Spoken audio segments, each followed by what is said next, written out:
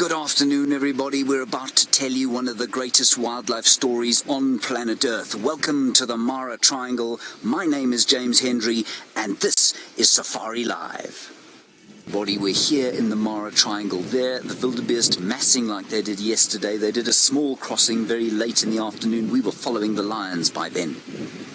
Just off, as Jeandre pans off to the, well, it is the eastern side, you can see an enormous amount of grey cloud blowing in. We're probably in for a fairly large storm here this afternoon. It's really exciting to see a storm over the Great Plains of East Africa. In case you haven't been watching, we're broadcasting live here from the Mara Triangle. Jeandre is on camera, down in South Africa, in the iconic Kruger National Park, on that beautiful little spit of land called Djuma. Jamie Patterson and Taylor McCurdy will be out driving today, finding those incredible characters that you know so well. Later on, we're going to go and follow the Kitwatembo Pride. We found them, we know where they are, 5 lionesses. We found the 6th lioness as well. There's a huge amount going on out here. Without me whacking on too much, there is the dead wildebeest, and that, of course, is one of the great stories of this migration. And that there is a crocodile following it. You can probably start to come out and follow it. The wind is starting to come up as the storm goes. Look at the crocodile following there. We're going to keep an eye on the zebra, at least on the wildebeest the other side, and see if they don't decide to cross. But there is so much to eat for these crocodiles, I don't think that croc's going to make a particular effort to necessarily follow that rotting carcass. As we watched yesterday, the crocodiles like to eat rotting flesh. Oof, look at that, isn't that wonderful?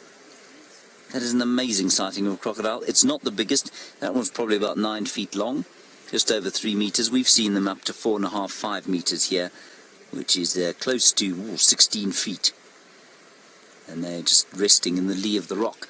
Now, those wildebeest have been massively indecisive for some time, and the croc will wait here and see what happens, whether they cross or whether they don't. Nobody seems to know why. We've spoken to a huge number of people while we've been out here. We don't know why they cross. We don't know why they don't cross. We know that they want to come and get the good grazing on either side of the river, but really, you know, the rain falls on both sides, and so I can't imagine that there's a huge difference in food quality one side from t'other. This might be the same herd, you know, that we saw yesterday evening. I'm not sure. Anyway, just as we look at those wildebeest in their typically indecisive fashion, the cars are massing around us. Of course, there are lots of people here in the Mara Triangle. Of course, why wouldn't there be? It's one of the world's most quintessential African wildlife hotspots, and that's why we are here too. As I was saying, we did find the Kitwatembo Pride, the 6 lionesses, 5 of them on their own, looking hungry. They looked like they were going to hunt. One of them caught a baby warthog this morning. We didn't see that, but hopefully we'll see them hunting a little bit later on. Peter Braat, our technical genius, aka game spotter in the Mara, has gone off to see what they're doing. And so he'll wait for them until we have decided we've finished waiting for the wildebeest to cross. There, a beautiful pod of hippopotami. They don't seem to have moved at all since yesterday. I suspect quite strongly they have. I'm sure they wandered out into the bush and had a good amount of red oat grass during the course of the night. And just to keep you posted, in case you're not a regular sort of morning safari watcher, this safari is going to be, and I wait for this now, 7.5 hours long. It might even be longer if those lions are hunting. But we'll probably go to around about 10:30 Central African time, which is South African time, maybe 11:30 this side. We could go on longer depending on what those lions are doing. So stay with us, don't go too far. If you're unable to watch 7.5 hours of television continuously, well, just have it on in the background, because when there's action going on, it'll be great to have you here. Remember, we're live, so please talk to us, #SafariLive, questions@wildearth.tv. We'll answer your questions here. Now, while we wait for these fellows to decide whether or not to cross the river, let's head across to... No, we're not going to head across. We've not just got to fix one small glitch in South Africa. I nearly said Johannesburg. I think I announced the sunset safari from from Johannesburg last year, yesterday evening, which was just ridiculous. Ambria, you say, is this real? Well, it's difficult to answer that question, Ambria. Are those real wildebeest? Absolutely.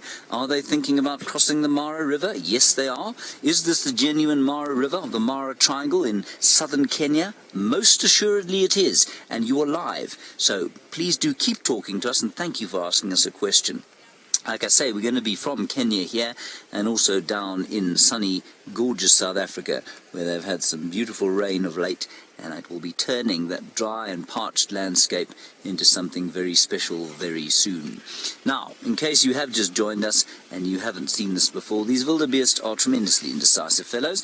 They don't know whether they're going to cross the river or not, and the reason that they are reticent about crossing the river, of course, is because there are so many crocodiles lurking under the bush here. Under the water here, sorry. Hello, June. You're wondering if the weather pattern from here will touch Djuma. June, we are roughly 5,000 miles, no, 4,000 miles from Djuma. There is no way that this particular weather is going to reach Djuma. The weather at Djuma comes normally either off the Indian Ocean or from the south in the Cape of South Africa. This weather comes from a totally different place, and so no, it won't affect Djuma's weather. We're a long, long way away. So 4,000 kilometers, not 4,000 miles. And the big thing to realize or remember is that, of course, they've been experiencing the El Nino effects down at Djuma last year, and that is, it brings very dry conditions. So we know we had very dry conditions last year, and they had a wet year here during El Nino. Now, this year we're expecting a weak La Nina, which is the opposite of El Nino, which should bring wet conditions to Djuma and drier conditions to this part of the world. So, June, we're a long, long way away from South Africa, where Jamie and Taylor are about to entertain you there.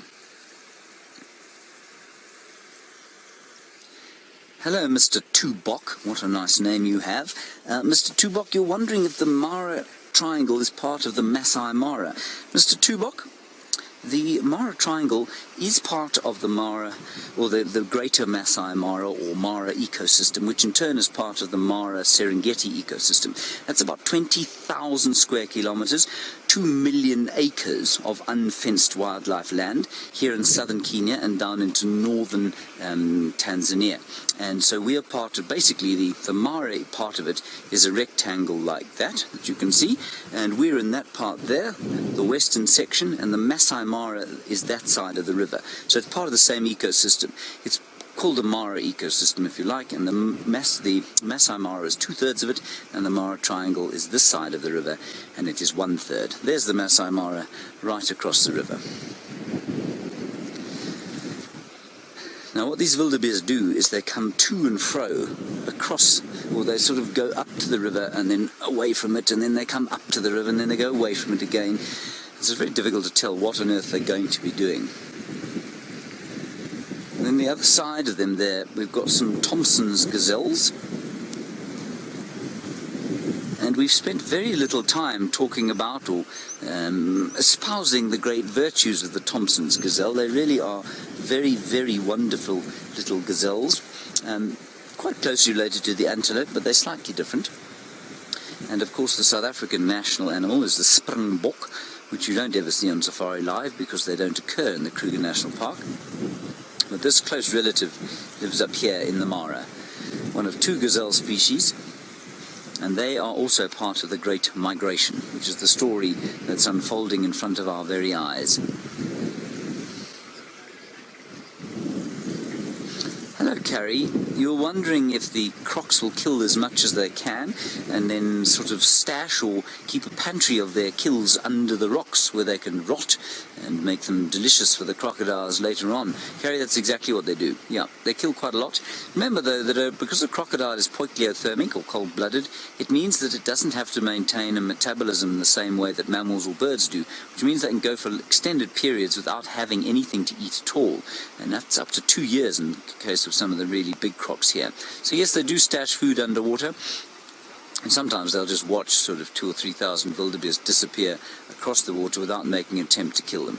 So yeah, they will stash food, but if they've just eaten or conditions aren't quite what they'd like them to be, they won't kill. And Elaine, you're in Massachusetts and wondering how it is that those hippopotamus look so relaxed in the presence of so many crocodiles. Well, the reason is that they're much bigger than the crocodiles, heavier. They've got very large teeth, and it is my contention that they've evolved those large defensive canines, well, to a certain extent to fight each other, but that wouldn't explain why the cows have them. The cows don't do much fighting. I wonder if it hasn't got something to do with protecting themselves from the crocodiles in the water. So it's simply because they're bigger, they've got those vicious canine teeth, they don't tolerate crocodiles, and they're very protective over their babies.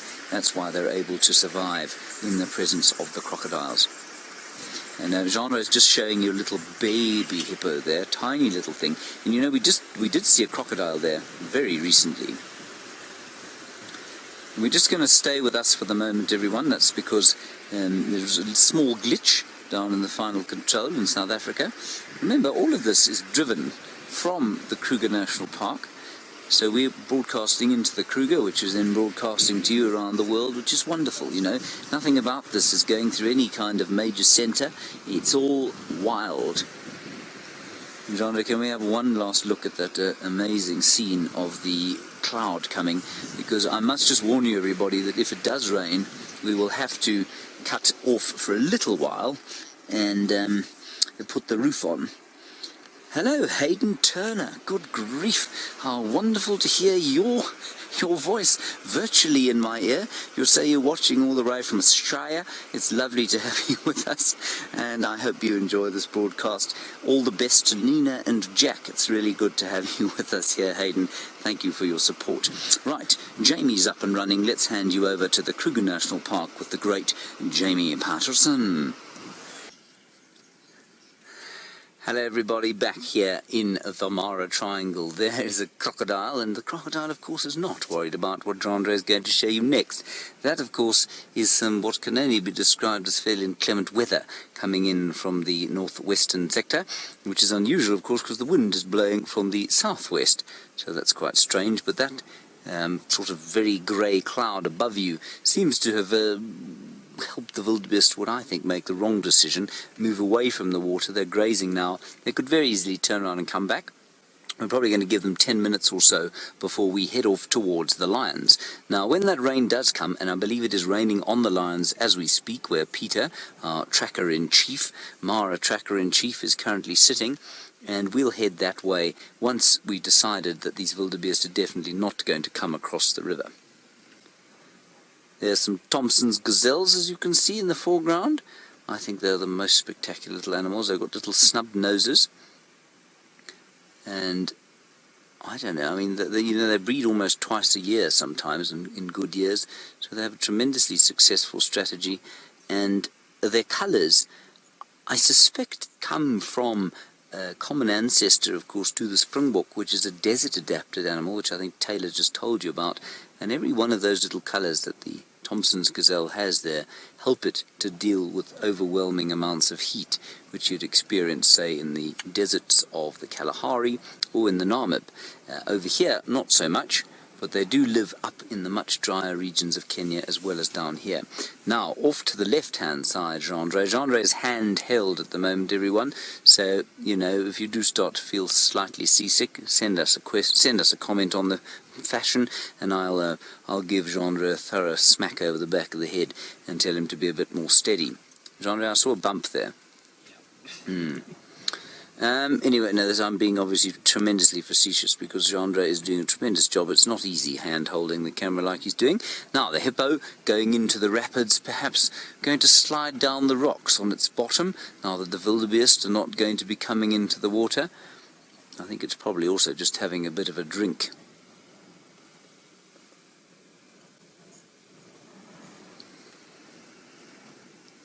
So, like I say, we'll head towards those lions. It would seem that there are 6 of them now where we left them.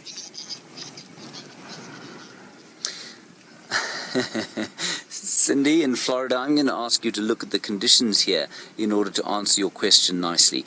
You say, why do the hippos here all get along and the ones at Djuma do not? Well, Cindy, just look at this river. What you can see is a lot of water, basically, and on the banks of the river you can see a massive amount of food for them to eat. What that means is that although there is unquestionably quite a lot of conflict between the hippo here every so often, it just means there's enough water and enough food to go around. The reason they have such conflict at Jeandre is because they don't have anything like the same amount of water, they don't have anything like the same amount of forage to eat, and so that's why at Jeandre especially they tend to fight. But if you go down south in the Sabi Sand towards the Sand River, especially in a good rain year, which we're hoping this will be, you'll find the hippo live very much as these ones do here. There is conflict, but there's much less of it than there is in those sort of dams and waterholes of the northern Sabi Sand. Now listen to that. You might just be able to hear it. I think Jeandre has probably killed the ambient mic because of the wind, but the thunder is now rolling in. And you know how long I've waited to say the following line: thunder rolling in across the plains. Well, a very long time indeed, and now it is doing just that. It's rolling in from the northern plains of Kenya. Isn't that wonderful? Up north, way beyond the cloud there, the Mau Forest Complex is where this river rises, this perennial river. This is the famous Mara River, everyone. This is the river that so many of you will have seen on documentary films, with the wildebeest coming across and the crocodiles leaping out and grabbing them, and that's what we're hoping to find here. And RJ, you were wondering where it comes from. Well, it comes from the Mau Forest Complex, which is just to the north of the Masai Mara, or the Mara ecosystem. And then it flows eventually into Africa's largest lake, and that is Lake Victoria, which is sort of in the middle of the continent, basically, and is part of the Great Rift Valley. Right, I think we're probably going to think about heading off to those lions fairly soon. The wildebeest have lost all enthusiasm for an afternoon swim as the temperature has plummeted in the face of this oncoming storm.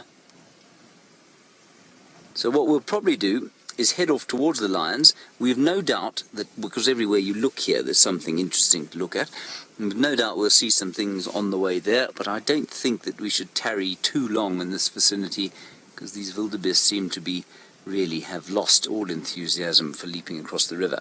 That said, the rain might make them act differently. This rain might bring many, many more wildebeest up from the south, from the Serengeti, up into the Mara. It might make them cross to this side of the river tomorrow. Who knows? Nobody really knows.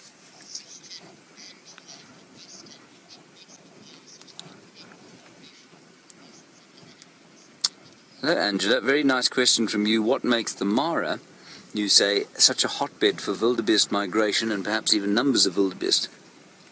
A few things, Angela, have conspired to create this astonishing ecosystem. Firstly, let's compare it with the Kruger, because the Kruger, you know, is vastly different. No better or worse, but vastly different.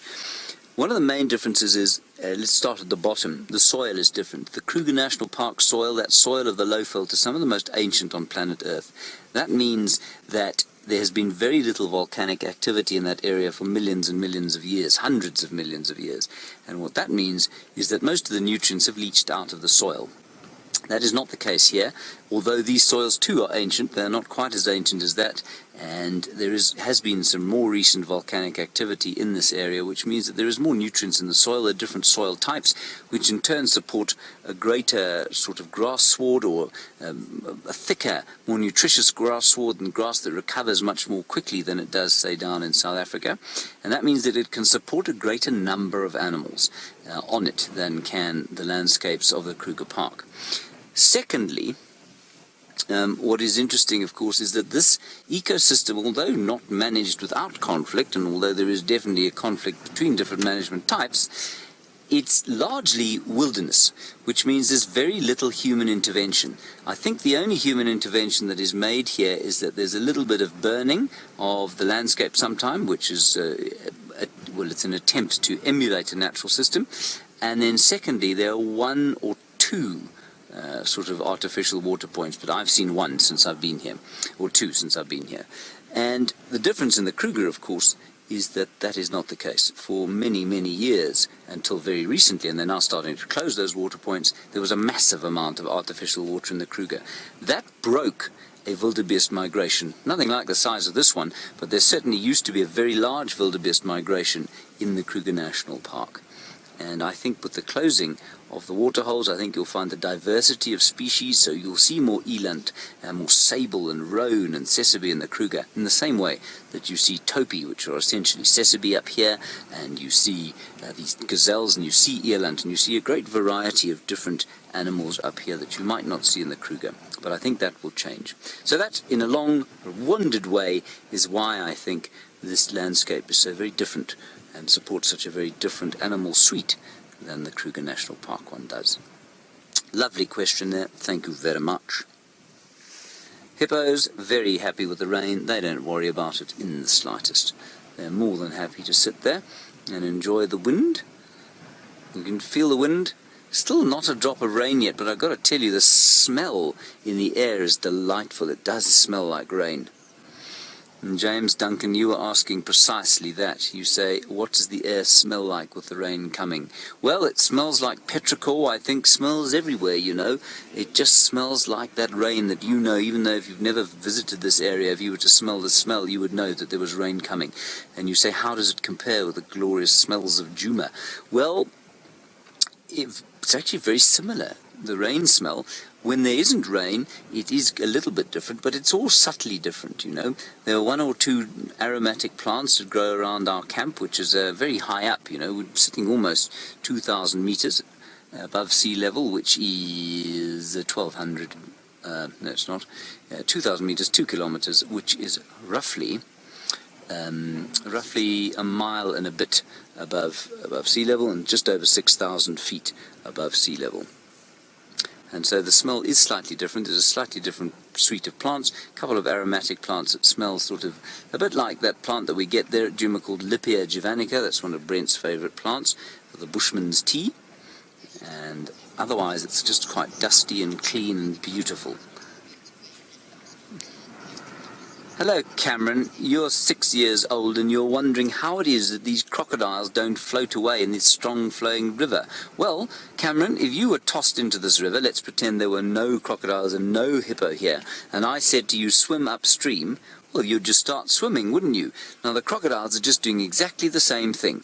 Sometimes they're holding onto the rocks on the bottom, because it's not very deep in some places, but a lot of the time they're swimming, they're paddling. Just like if you've ever seen a dog swim, that's how a crocodile swims. It's got those 4 legs going up and down, and that's how it moves up against the very strong current. And because it's also got a long tail, it swishes that from side to side like a fish does, and that helps it to move very easily in the water.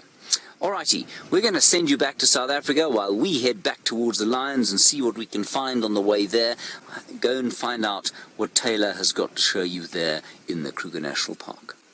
Hello everybody, welcome back to the Mara Triangle. There are some elephants walking across the plains, and they're just very calm and very collected, unlike me, because the excitement of this event is becoming slightly overwhelming. Off to the right-hand side, the rain is still coming. It hasn't hit us yet. We've had 1 or 2 spits, but that's about it. We've seen some buffalo and some wildebeest and some zebra and some giraffe, and I hope to show you those giraffes soon. They are the Maasai giraffe, Giraffa tipple-kirchi, my new favourite Latin name for an animal, and also some crepuscular rays there stretching down over the Olulolo escarpment. You may notice that I pause every time I say Olulolo. That is because it is a difficult word to say, but I suggest you try it at home. Olulolo. Now, there's also a secretary bird there, Jeandre. Can you see it?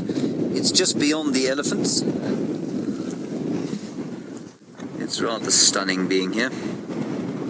I'm not sad to be here, everybody. In fact, I'm quite overjoyed. We also saw 2 male lions, the fatties we saw yesterday, where they were lying in amongst some even fatter grass, so we didn't think we'd trouble you to show them to you. We're on our way slowly back to the Kichwa Tembo Pride, which seems actually to now be 6 lionesses, so they may have joined up. On our way to the crossing, just prior to my nearly rolling the vehicle through idiocy, we did see a young male and another female. Who they are, we don't know, and this is the great joy of discovering the animals of a new area. We don't know what's going on, but we'll figure it out as we go along, with your help, of course. We got some lovely information about the Marsh Male Coalition and about the Kitchener Pride yesterday from various viewers. So keep those comments coming in. Hashtag Safari Live, questions at wildearth.tv. It'll be good to hear from you here. You can see the light is fading slightly as a result of quite possibly the largest grey cloud in all of Africa heading now over where we are staying.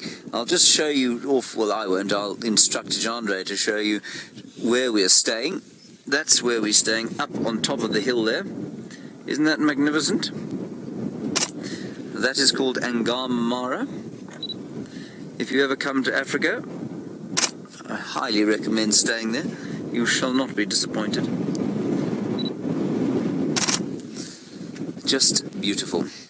That clicking noise, everybody, is me taking pictures. I do apologize for the clicking. I've been handed quite a substantially fancy piece of equipment for this trip. See how big it is? You have to have very big muscles to hold it up. This is why I have to rest it on the door most of the time. Anyway, that's why you hear so much clicking going on. There are the elephants, Jeandre. And I don't know if you've noticed, but since we got here, the green has, at least the grass has turned quite a lot greener. And that's just the same as it happens at Jeandre. I'm sure Jeandre is looking astoundingly different from it was when we left. Hello, Marshall. What a lovely question from you. You say, what is the biggest challenge about filming here? Well, as always, the greatest challenge of filming any kind of wildlife is working with Jeandre. But once you've got over that, well, the greatest challenge is probably getting to decide what to do. We're only one unit on the ground. Thankfully, Peter is out helping us. But we don't know whether we should be at the crossing waiting for the wildebeest going. We don't know if those lions are going to hunt. And because the area is so big, you can't just kind of nip from one to the other very quickly. And so that's, I think, the greatest challenge. There are a number of technological challenges, of course, but we're all over that, and that's well beyond my pay grade and limited intellect to understand how they manage that. So for me, personally, it's deciding basically where to look. What is the most important thing to look at? And of course, we came out here to tell a migration story and to tell a lion story, and that's what we're trying to do. So we've watched the wildebeest. We've seen the crocodile eating the wildebeest that had died on its attempt to cross. We saw those wildebeest think about crossing, change their minds and went to go away again. And now we're going to go and try and tell the story of the lions, the Kitchener Pride. And in case you weren't watching yesterday, we got a really wonderful kind of introduction to the Pride. And one of the great things about it was that we were just learning about the fact that they've just been taken over by 3 males. All the cubs are dead, we think, and so it's a new story to tell. Now, I'm afraid I missed Hayden Turner's question, which is a great sadness to me, because, of course, it will be a brilliant question. So could I have it again, please, Rebecca? Hayden, you say, this must be one of my greatest dreams come true, and how am I feeling on a personal level? Hayden, it's difficult to describe, you know. It's been one of my great dreams to come here, and here I am, and it's overwhelming. There's just an astonishing array of diversity, and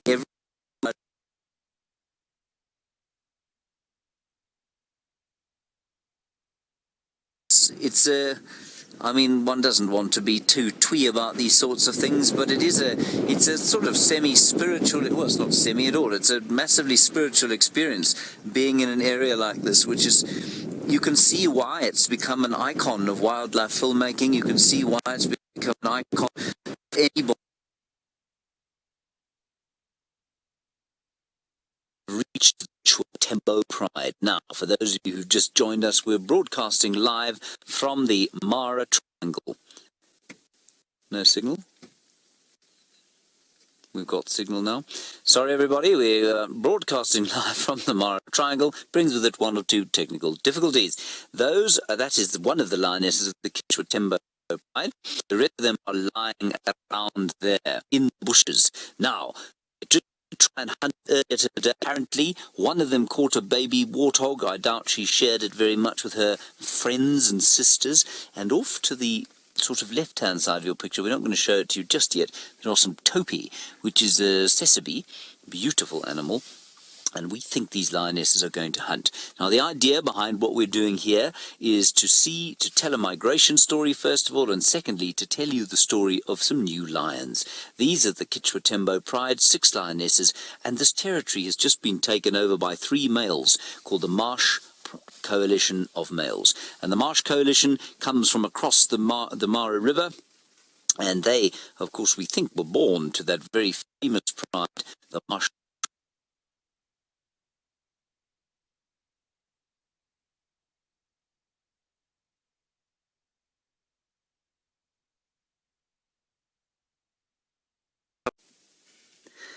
Sorry everyone again, but look at this beautiful picture here, lioness and topi in the background. Our first topi. I've been wanting to show you one of these topi for weeks now. There it is, staring at the lions.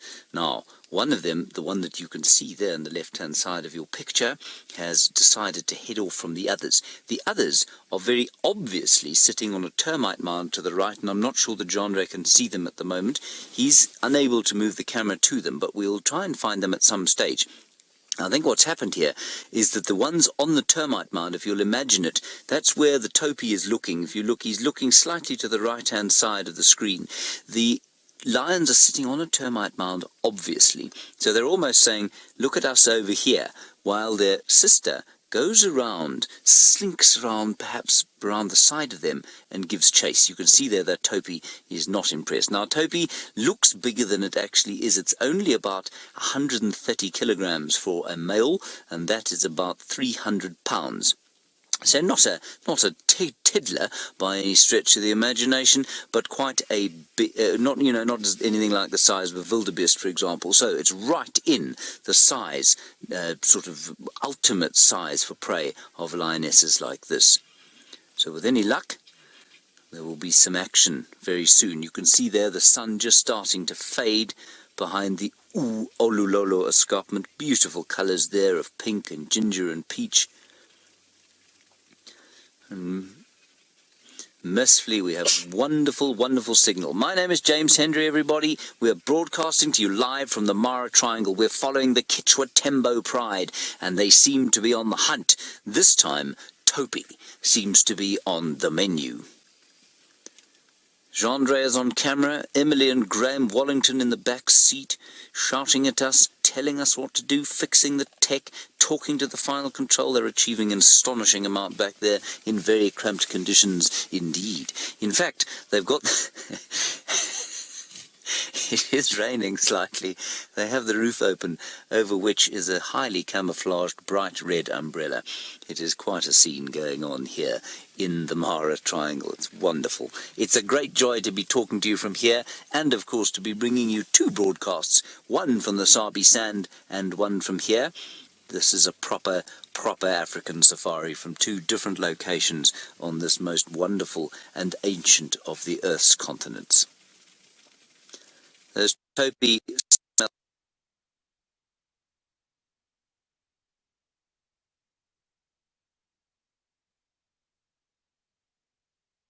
Any questions you like. Indeed, if you have ever been to this area, or if you intend coming here, I'd love to know about that. Perhaps it's on your proverbially cliched bucket list. It certainly was on mine, and I'm so pleased, and utterly, nothing could have prepared me for what I saw here.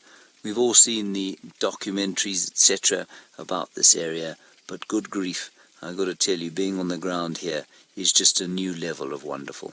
3 topi now, thinking about what's going on. And I'm just going to, Jeandre, what I'm going to do, if you zoom out, I'm going to tilt the car slightly to the right, and that will give you a chance to show everybody the lionesses sitting on the termite mound. Say when.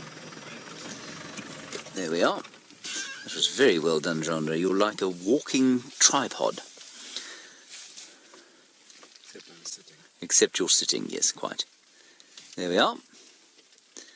Very steady shot, as our Jeandre achieved. Now, she's sitting on that termite mound because she's making herself clearly obvious to the topi. I'm going to keep an eye on the lioness to the left-hand side of where your picture is now, and because she is going to think about moving towards those topi fairly soon. Now, in case you haven't been with us for a while, we are, of course, going to be broadcasting late into the night here. It's going to be a 7.5-hour show, might be even longer, depending on what these lions do. Ooh, I've just spotted another lioness off to the right-hand side, which Jeandre can't see. She's over my head. There are a couple of elephants looking at her. Oh, you know what? We saw this lioness earlier. And I'm just going to tell you a little bit about her while you look at that one on the termite mound. She is injured. We don't know why. We haven't seen her before. We met her for the first time today. Look at the perfect coloration that this lioness has. She's sitting there, and you can see she's perfectly coloured. For when she sinks down off that termite mound, she will become virtually invisible, as has her sister. This is just very special.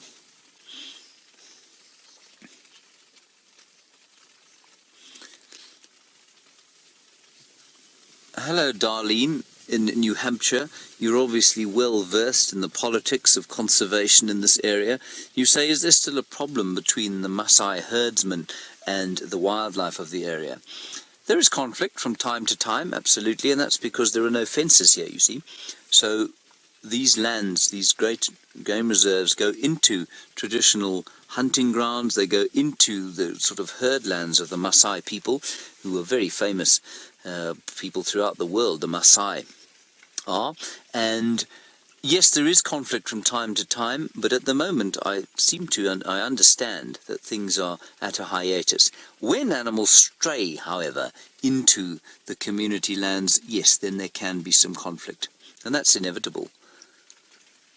And in much the same way as it happens in South Africa, of course, conservation land is a contested space, largely because before the advent of white settlers and their guns, while I would hardly describe the hunting of animals as a sort of living in harmony with them, there was, shall we say, a sustainable usage of the animals in the area.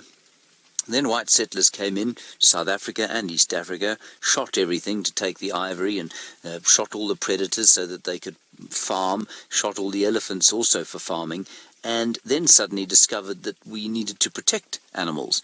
And the people who lost out the most there were the local people. And that's why there is this conflicted space, certainly with the Maasai in this area, and many of the local people in South Africa. And we've spoken at length about those kind of issues in South Africa, which I think are improving slowly, especially with the advent of tourism and all of the jobs that tourism provides. And certainly in this place, that is definitely the case.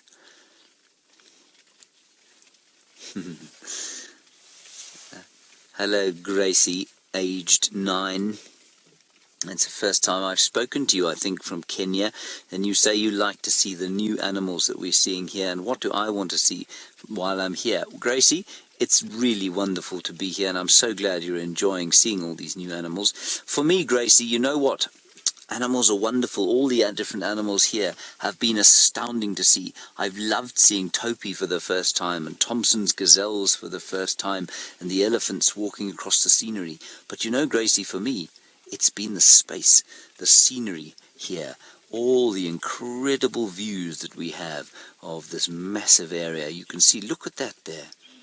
We don't see that back home. Well, there are parts of South Africa where we see it, but we don't see that sort of view in Kruger. And for me, to be in amongst that kind of scenery with all the amazing animals that we find here, well, that's been to me the real highlight. Righty, we're going to sit right here. We're going to stay with these lions deep into the night, and while we do that, let's head across to Taylor. She's got some elephants to show you. Hello everybody, we're on the hunt. Here we are in the Mara Triangle on the hunt. This is why we came here. We're watching the Kichwa Tembo Pride moving across the plains stealthily in a southwesterly direction. What they're looking for, I think, are the 3 topi that have absconded on sighting these lions. But now, as the light fades, it's all starting to favour the lionesses. There are 5 lionesses here, and there's also a young male. So the other lioness, the youngster who we saw trying to couch favour with those males, well, look at that. She's off still with the males. And this young male who we hadn't heard about, but here he is, he's with the pride, he's going to help them hunt here. So he's probably still learning the ropes. He's probably just about 2 years old, probably roughly the same age, actually, as that young female who's with the males. And this lioness to the right, Jeandre, I think she's the one that might be injured slightly. She's the one who's been a little bit reticent to walk with them. But there she is, she's looking at Jeandre and the bright red umbrella that is currently shielding him. Isn't that lovely? We're not going to go to infrared just yet. We've got a little bit of light left, but eventually we're going to go to infrared. And we've had some nice time with these lions as they move. So with any luck, they'll be completely used to us by the time we have to turn the infrared on.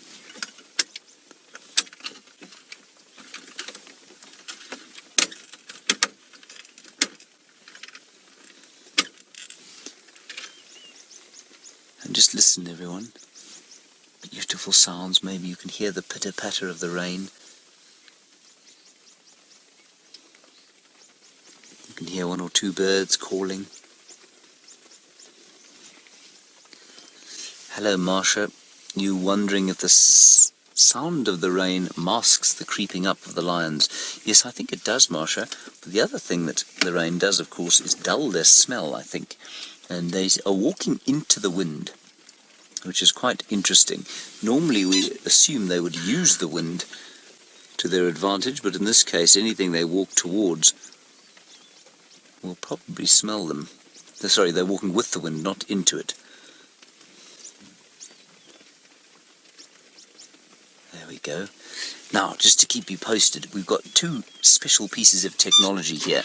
We've got the infrared, which we'll show you in a little while. We've also got a thermal imaging camera. Now, the reason we've got all this, and we're not just driving around with a great big bank of stadium spotlights, is that we want to be able to follow these lions and not affect their hunt. We want to be observers, not participants, in exactly the same way as we do at Jeandre. And we've got these toys, and we've got a great expanse of land to follow these lions on the hunt. And that's why we reckon that the chances of us getting a live hunt here are that much easier, perhaps, than getting them at Jeandre right now, because there is this great expanse of land, very few trees in it, and just a massive amount of animals for these animals to hunt. So time will tell what happens. It's a gamble to see what they're going to do, but we've got time, and we've got space, and we've got gas in the tank, power in the batteries, and a great will to see what the lions of the Mara Triangle get up to once darkness falls. Jeandre is not going to be able to pan or tilt the camera to view my visage at the moment. That's because I am still sheltered by the roof on top. I cannot drive with an umbrella. I know that might seem pathetic to many of you, but it's very difficult to drive with an umbrella out of the roof. So please do talk to us, #SafariLive, questions@wildearth.tv. That's the umbrella there, shielding Jeandre, being held by the Chief Executive Officer and Executive Producer Graham Wallington. No task is too small for Graham Wallington. There he is, getting very wet indeed outside. Look, they're just having a bit of a play there.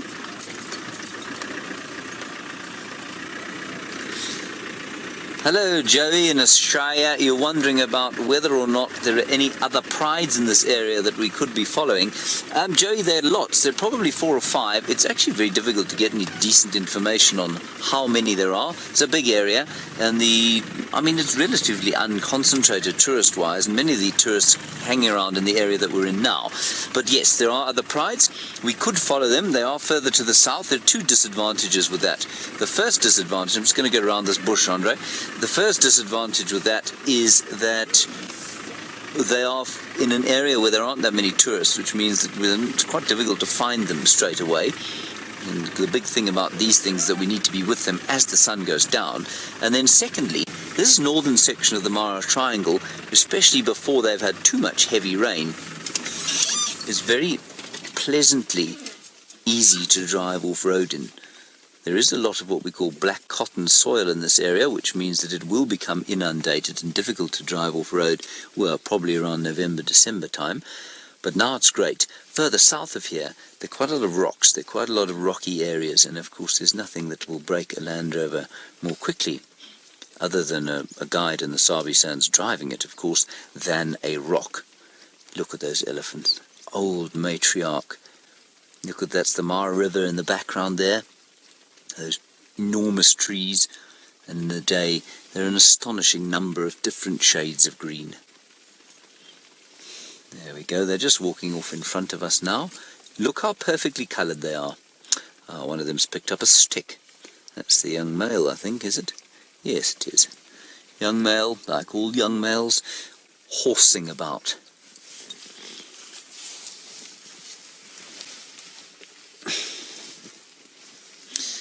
Hello, David in Napa. We're a long way from your home. Lovely to have you with us. You say, how good is a lion's eyesight?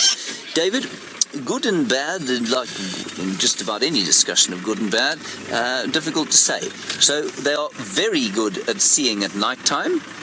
They are not very good at seeing colour. So they're excellent. They have excellent night vision. They'll be seeing probably 20 times what you can at night. That's because they have very specially adapted eyes that can see contrast much more effectively than ours can, but it does mean that they sacrifice colour vision. So they don't see the great colours that we see, the verdant greens and the males with his stick there to the left of us. They don't see all the great colours that we see, and they also don't see things like lilac-breasted rollers. To them are fairly drab birds, a bit like rattlings, testiculars. What on earth that lioness is doing there? Oh, she's picked up a sod. That's very nice. A sod of earth with some grass in it. Well done. She's also quite young. That's him, sorry. There's only one male, isn't there, Jeandre? There are two. Scottish, I think there's just the one. He's just getting hair under his arms there. You can see that slightly awkward teenage time. I remember it well myself. Mercifully, it's over in my case.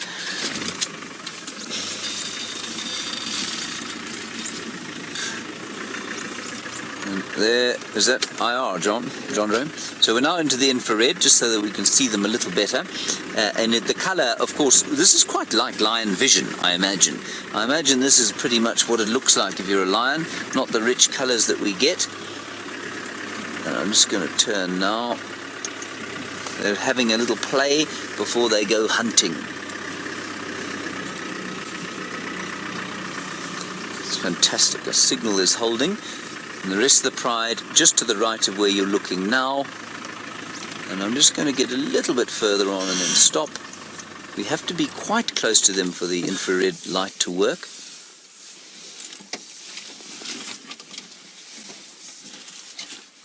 Are.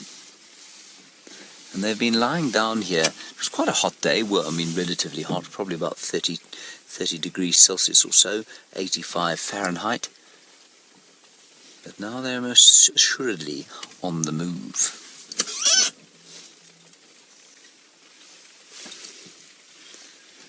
There we go. We do have a little bit of white light as well, everyone, so we'll probably use that as the evening goes on, so that you can get a little bit of an impression of the colour. And if they make a kill, well, then we will put white light on, because the white light won't disturb them once they're actually feeding.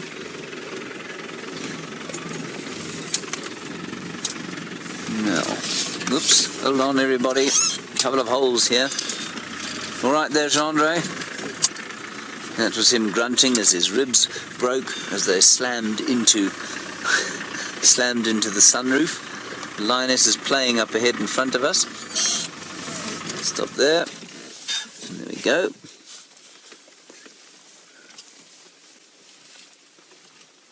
Oh, it's great to see them on the hunt. Last night, everyone, I don't know if you joined us, we watched lions for some time in South Africa and here. And the South African lions did a bit of playing and roaring.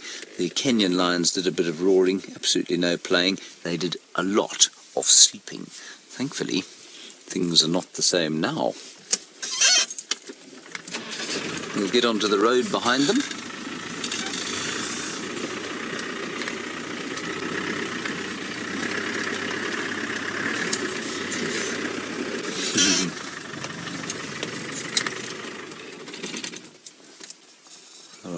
while we just get onto the road here, we'll head across to Jamie, get an update from her, and we'll keep following the Kichwatembo Pride as they head into the night.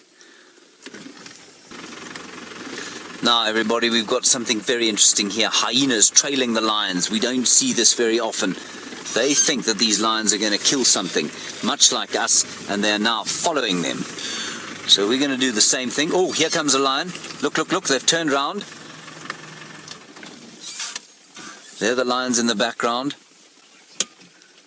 So I'm going to have to keep the white light on, that's okay. It's not going to do any harm. They're not trying to hunt. So those lions have spotted the hyenas. There's another 2, 3 hyenas coming behind us, Jeandre, to the left-hand side. They're coming through.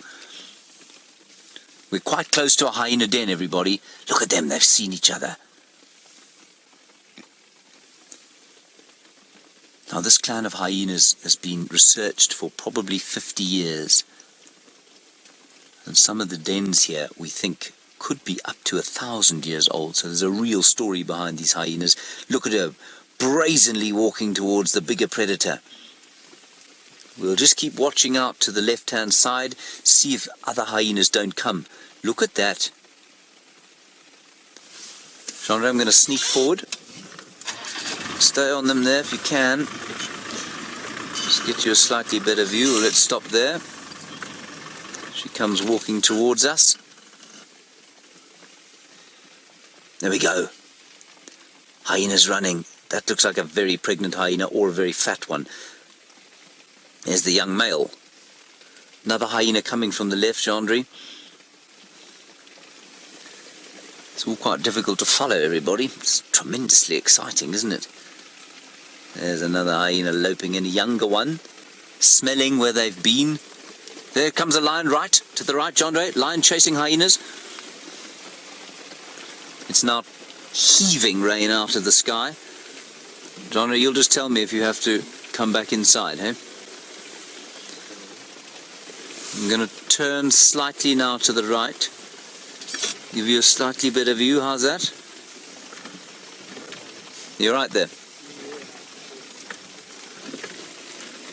See, now the reason it becomes quite difficult, everybody, is that I cannot actually see where these hyenas are. It's become dark here, so I have to watch the monitor. There goes the lion. The hyena's now turning to go after her. I'm going to sneak forward a bit here. Keep an eye on them, Jeandre. I can't see them. I'm unsighted.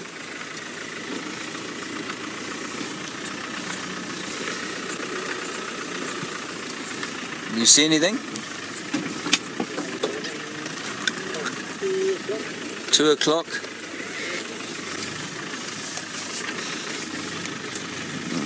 Try not to drive into an aardvark hole here.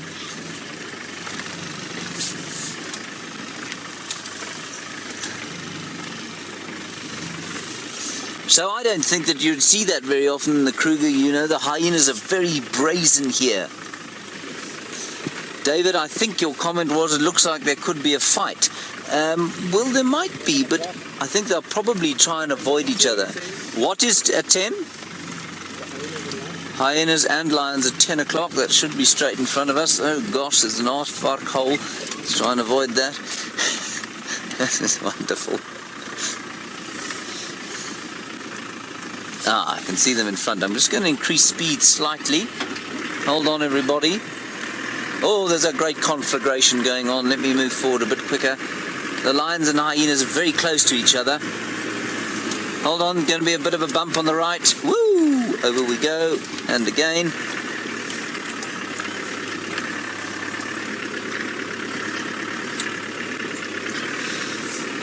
Now, I suspect these hyenas are hoping for a quick, easy meal.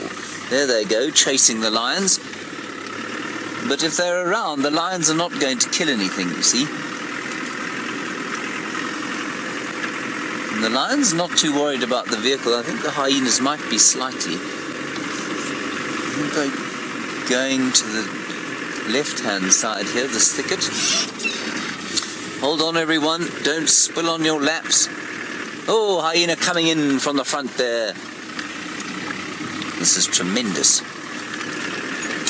Till we hit a hole, of course, in which case my front teeth will be knocked out and it won't be so tremendous. Any sight of them, Jeandre? 2 o'clock. There we go. Lions and hyenas all in front of us there. I'm going to keep going. There's just one hyena, one lion in front. Try and get a little bit close to the lions.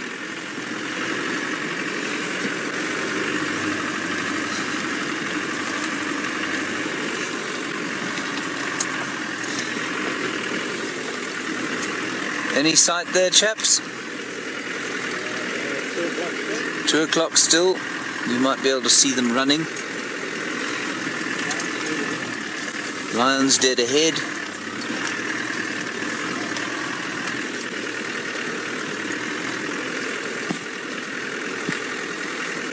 Hello, Paul. You're wondering if the hyenas can see as well as the lions in the dark. Yes, they can, easily as well.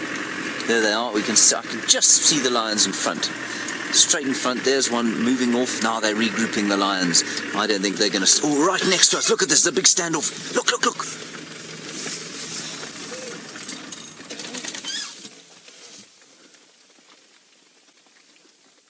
It's a young male now. That's very young to be marking territory. I think he's only doing it, of course, because he's being challenged by the hyenas.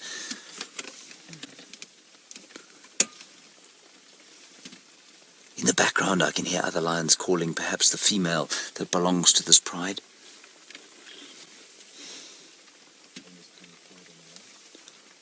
I think there's more than one young male here, everybody. Very difficult to tell exactly what's going on. Isn't this special? Hey, here we are in the Mara Triangle, broadcasting live in the dead of the night, hyenas and lions playing out that eternal conflict that's gone on for years and years and years. Okay, let's carry on. No, hang on. Well, there's quite something. There's coming interesting in front there. Jeandre, right in front of us, at this sort of edge there, in that thicket, right there, dead straight ahead. There's a lion waiting. No, to the left. There, straight ahead. To the right. No, right up, stop, middle of frame, there we go. She's waiting there to see if they come closer, I think. She'll burst out of the bushes at them. Or she'll just follow the others. This is just incredible. Hey? Jeandre, are you getting cold up there? No, excitement's keeping me warm. The excitement's keeping him warm, everybody. There, she's marking territory. This is very typical, of course, lion behavior, any predator behavior after conflict, for them to exhibit some kind of territoriality, and that's what's going on here. The hyenas are still coming up behind, 3 or 4 of them. There we go, 5 of them. The tails up in that typical sort of flag-waving, banner-bearing fashion that they do. Okay, let's move on. This is amazing. Big hole in front.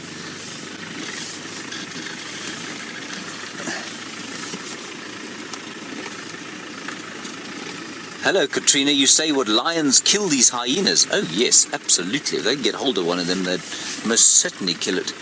It happens regularly. Now, we're parallel with the hyenas. We're just going to keep going parallel with them. They are not so sure about the car. The lions don't care at all. So I think we'll just stick with the lions and let the hyenas sort of move along next to us. Now, they're just keeping an eye on where the lions are, keeping sight of them. And that's the same thing we're going to try and do. Oh, this is very special indeed. There's one of the lionesses waiting behind for them. You can see that hole. James, there's a Askari next to me, everyone, called James. I'll just say hello to him. James, if you see a hole, you must just shout. Okay, don't be afraid to shout at me, because this could end very quickly if I drive into a hole. He's very politely telling me there's a hole, everyone, instead of slapping me upside the head, which is what he should have done.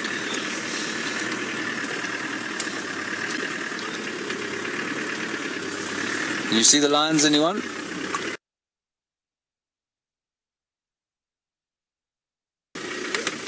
How on earth we can tell who the dominant female hyena is? At this stage, David, I've got absolutely no idea. It's very difficult to tell in this case, although the matriarch of the hyena clan is often the largest female. There the lions are in front of us, straight ahead. But in this case, it's dark. You can't get a good view of who's leading the pack, who's leading the charge. And often, you know, it'll be males who lead them on this kind of a hunt. But it basically takes, there's something behind them. They've gone into hunting posture. I just saw a flash of eyes. David, so you need to see them at the den, basically, before you can figure out who the matriarch is. There, the hyenas are running. You're going to have to increase speed a bit. There they go. Something's going on here. Something's going on to the right-hand side, Jeandre. Come into another clearing. Let's flick around here. Oh, jeepers. We've arrived at a hyena den. I nearly drove into it. It's going to turn to the right. I don't want to run anything over. Can you see the lions, anyone? There. Look, what's going on there?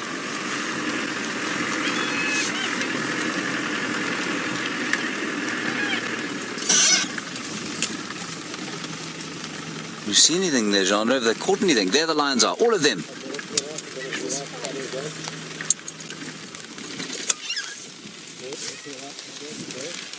Oh, this is fantastic. The rain is pouring, everybody. The lions are down. I wonder if they haven't killed something there. No, I think maybe they've stepped into the den by mistake.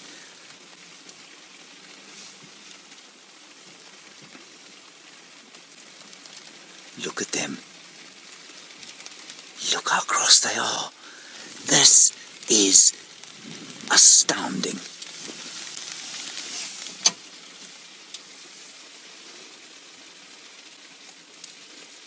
Can you believe it? I don't know if you can hear them growling.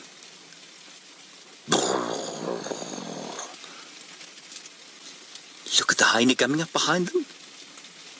So we, just like the lions, I think we've stumbled on the den site now.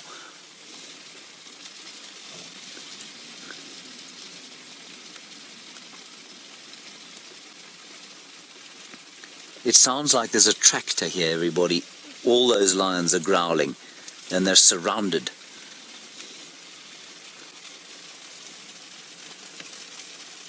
Oh, here they come.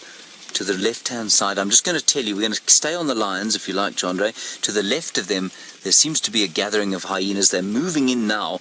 That's what these lions are facing. I think come wide a bit, Jeandre. They might be quite close. There they are.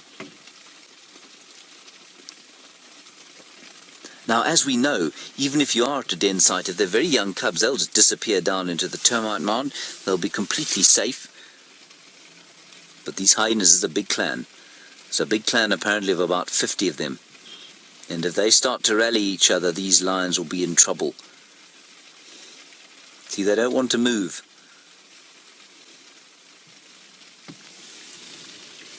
Oh, this is amazing. This is exactly why we wanted to come here and do this, everyone.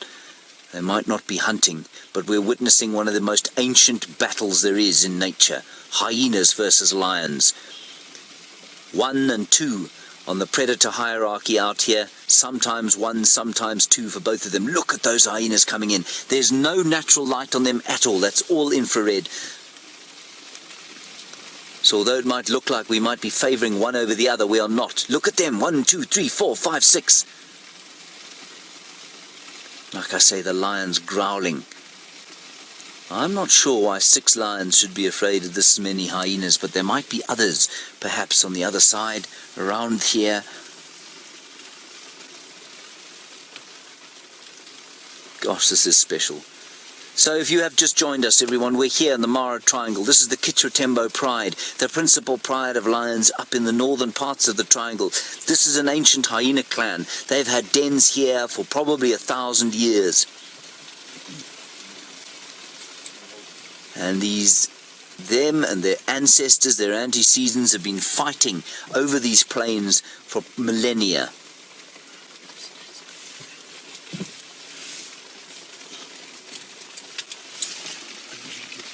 There is a bit of moisture getting into the car, everybody. Jeandre? Oh gosh. Oh Josh. Hang on, everyone. I'm going to move this bag. It's got very wet. It's got camera equipment in it. This is the great trials of doing what we're doing in very cramped conditions. Jeandre, are you okay back there? Yeah, sorry. Donna, you want to know if a large group of hyenas could kill these lions? Well, yes, but it would have to be very large. Just to the right, I think quite close to us, Jeandre, there's a hyena. If you need a jacket at all, there's one. Out of IR? Okay, we're coming out of IR. We're going to go to white light. No. I mean the hyena's not in IR. Oh, I see. Sorry. Never mind.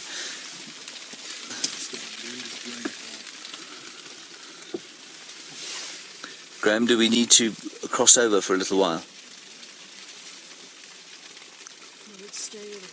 Everybody, we might have to leave you just in case we need to kind of batten down the hatches quickly, but we're okay for now.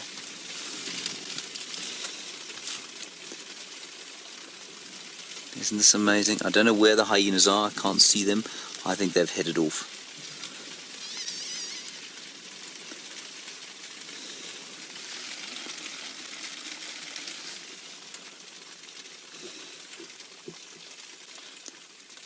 And the wind is blowing.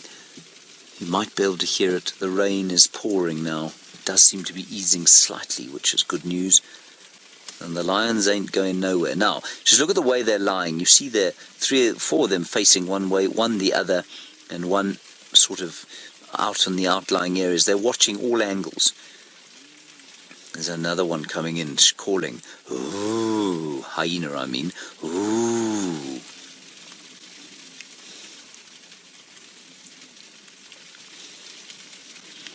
And now they're it's like trying to get some sleep, I imagine, at the Battle of the Somme in one of the trenches.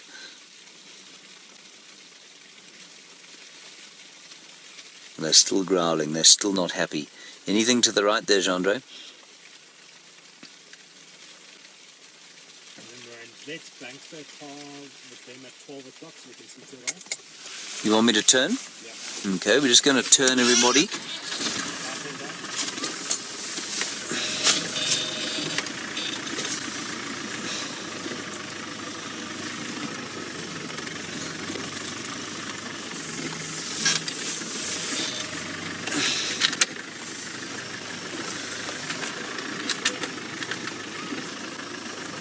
Alright. We're just going to clean the lens, everyone. That's you haven't gone black screen, you haven't lost signal, it's just Jeandre getting the rain off the lens there.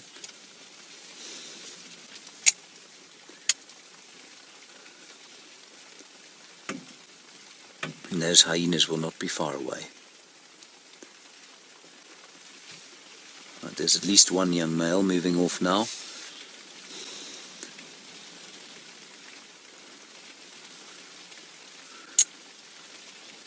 He's not scared, that fellow. He was marking territory, a very unusual thing for a male his age to be doing. Yeah, he's chasing off there. I'm reticent to go too far around them. I don't think he's going to attack on his own, so I think we're going to wait here. There's some noise. Here, coming in from the left, coming in from the left.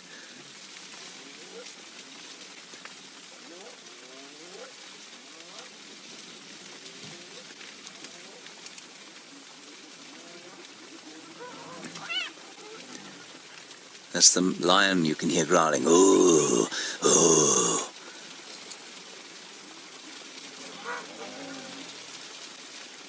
I think we're going to have to move to see what's going on the other side there.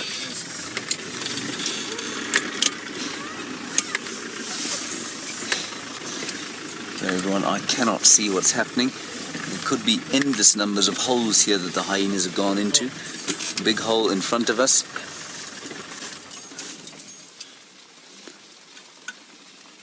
I think they've isolated that male lion. I think he'll come back towards support here.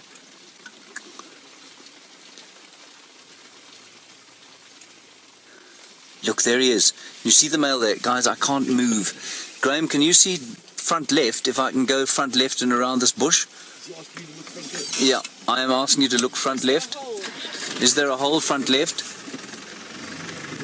Yes, I can see that. Can I go front left?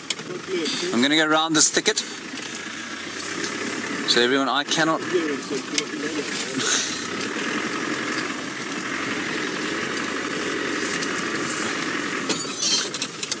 Oh gosh, no. We're going to get stuck in here, everyone. They're not going to go in there. We lost traction there quite badly. Alright, while we sort ourselves out here, everyone, let's head across to Taylor, find out what she's doing. I think she's got some elephants. This is tremendously exciting. We'll try and get you a good picture of it shortly.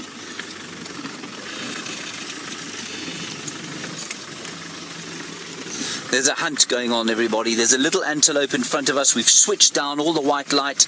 This lioness is heading straight towards it. The hyenas are also all around. The rain is heaving out of the sky. The wind is blowing.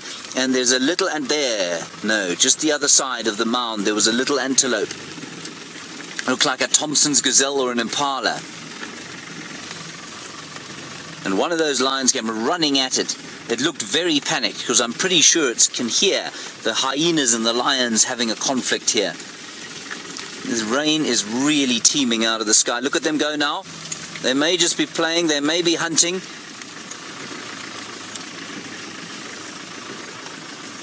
It's pitch black, everyone. The hyenas are shouting in front of us.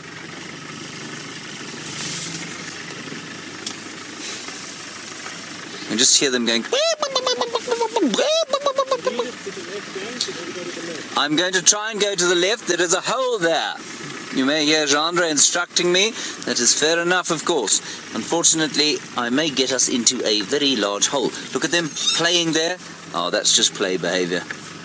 They seem to be quite pleased that they've avoided the hyenas. Jeandre, on a scale of 1 to 10, how wet are you? Very, very moist. Jeandre is a 12 out of 10 wetness. I'm quite comfortable. I'm about 2 out of 10, everyone. My right shoe, for some reason, seems to be sitting in a puddle, but this is a Land Rover, so it's not unusual that there should be puddles congealing in various parts of it. You may just be able to see the flashes of lightning there in the background. Gosh, this is very exciting indeed.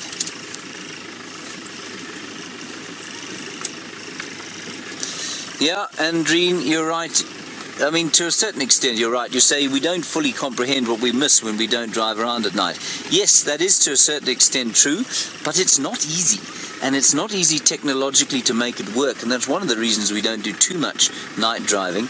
But also, the real advantage of doing it here, and I mean it's playing out at Jeandre as well, because we have that lion there, and they don't seem to be moving too much, the lions, at the moment.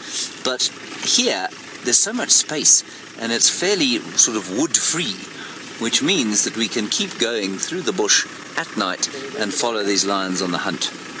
Big storm in the south. You can just see the lightning flashes going.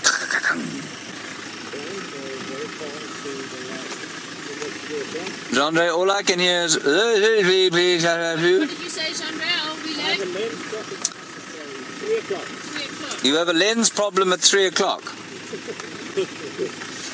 Well, as long as it's only at 3 o'clock, Jeandre, will be okay.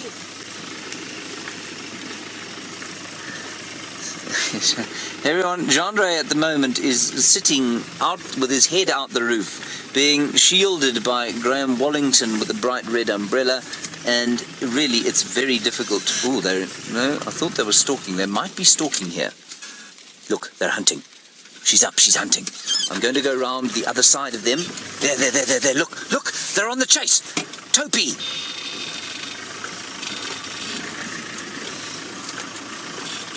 Chasing Topi.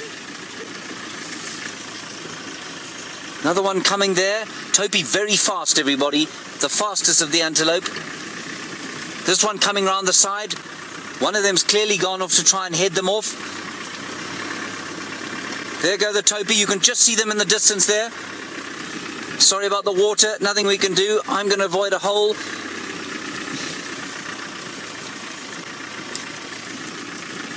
Oh, they are definitely on the hunt, everyone. I suspect the other lionesses have gone round the other side, perhaps to chase them towards these ones.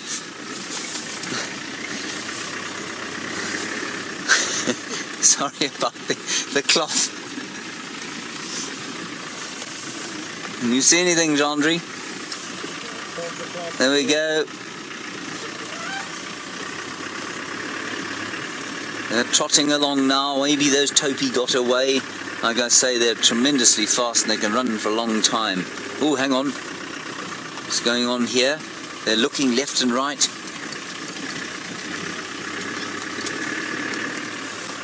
I've got a feeling something's going to happen here.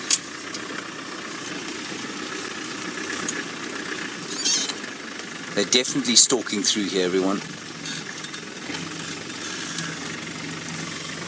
Isn't this exciting? This is what the hyenas were hoping for, you know. They were hoping that these lions would kill something for them. Fresh meat that they didn't have to get. I don't know where the others are, but these two would definitely be running if there was something afoot. How many you got there, Jeandre? I've only got 2. Just the 2 so far.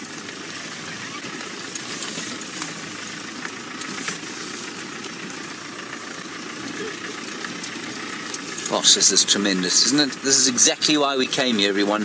Who knows if they'll kill? They may not. But we're watching them hunting live in the Mara Triangle.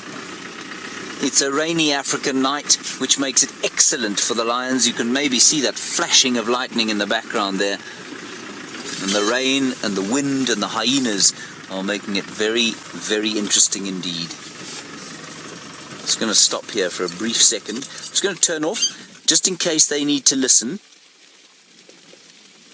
But with this wind, I think it's going to be very difficult. I think this is largely a visual hunt going on here. Look at them, they're still stalking. I'm going to keep going, they're still stalking.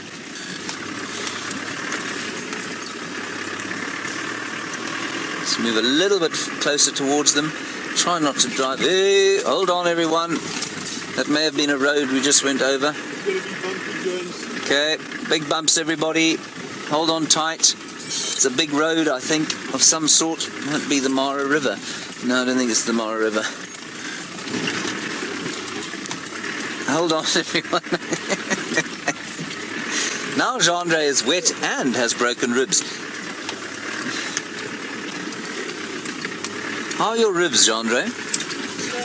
Here's the rest of the pride. He says, yeah.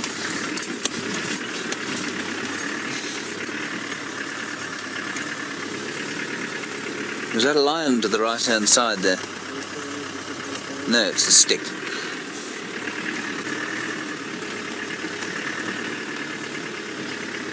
Our cat, of course, doesn't like the rain like this. Luckily, Jeandre and Graham are not cats. They love it. Don't you, Jeandre and Graham? You love the rain. Absolutely, says Jeandre. Graham's gone totally silent. This is only the second time in his life he's been silent, everyone. I, of course, will get a thick ear when we finish this, but you know, that's how it goes.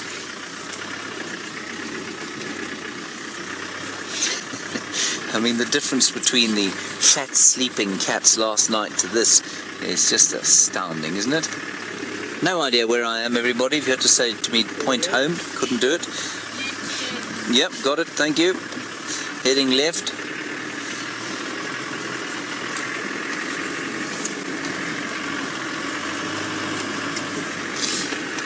Hello, Spirulina. You want to know if the headlights are silhouetting the lions. I've got a very, very dim light on, Spirulina. I'll turn it off for you. You'll see that all of this light being shed is from the infrared. There, you see that's all infrared light. There's not one little bit of white light there, which means that they're not being silhouetted in the slightest. Nothing can see them coming. I've got a very dim light on the floor in front of me so that I don't drive into an aardvark hole, but it's not shining on the lions. It is purely infrared light there.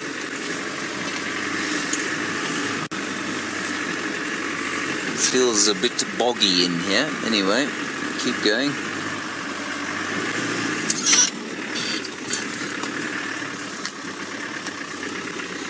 This is very special indeed.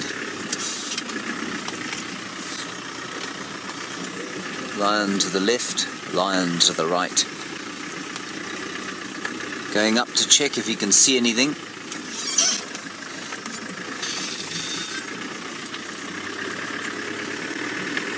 Now, just to keep you posted, if you haven't been watching recently, this is the Kichwatembo Pride. Well, we think it is. We were told 6 lionesses. This is clearly 5 lionesses and at least 1 male lion, a young male. And then we have been seeing the other female. Look, she's just listening. I'm just going to turn off. Let her listen and smell.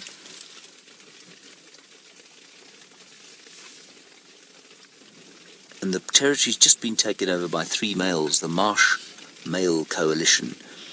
And they've come from the other side of the Mara River, from the domain of the very famous Marsh Pride of Big Cat Diary fame. You can see she has clearly been lactating. There were 7 cubs in this pride. We think they are all dead.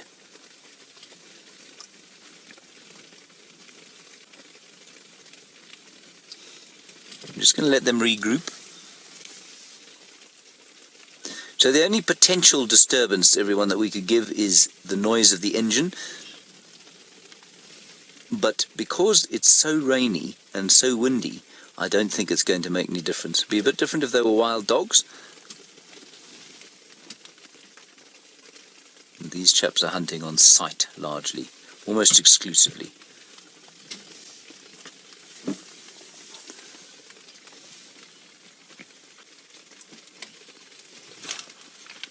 Hello, Valeria. Oh, as that lioness yawns with the effort of this hunt. You say, how is it that this young male lion has managed to survive so far with a male takeover? Well, Valeria, it's because he's exactly the right age. He's about 2, and that means he's old enough to escape the attentions of the males because there's no one suckling him at the moment. And secondly, yes, he will be thrown out by those males eventually. There's no question that they will not put up with him. But they'll let him stay until he hits puberty, which will be in about 6 months, I imagine.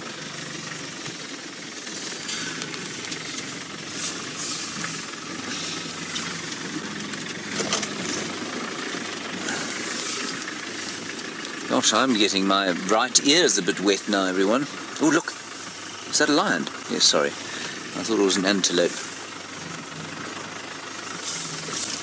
Hang on, Jeandre. Go right, go right, go right. Just go in there. Look, something's going on here. We're going to just turn to the right slightly. They're definitely stalking. They've seen something.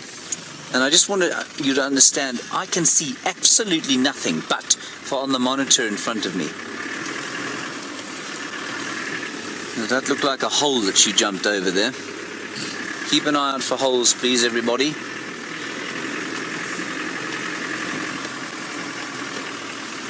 Anything left, Graham? Anything to the left?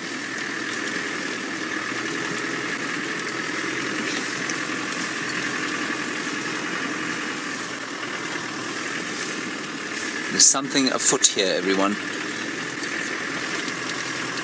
Look, look, look, she's moving. You're going to stay with her. She stalks there. There, there, there. Look, look. Something's going on. I don't know what it is. Look, look, look, look, look.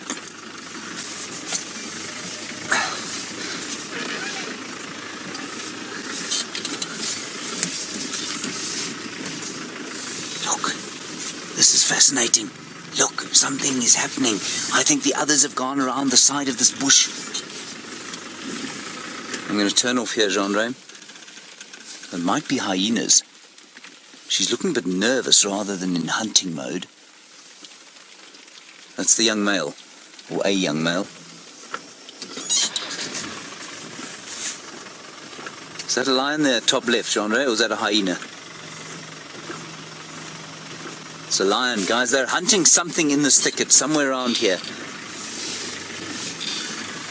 I think we're going to follow the lioness we were with. If we can find her. You see, there she is. She's waiting here. There she goes.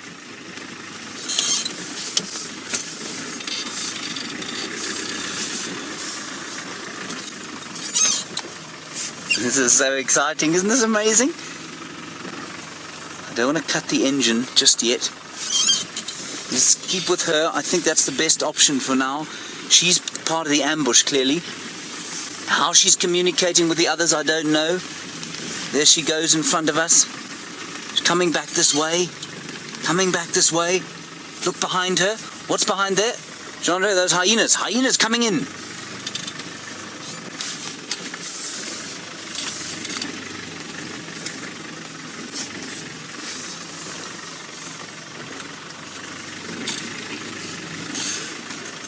Let's follow the lions and the hyenas. Gosh, this is unbelievable.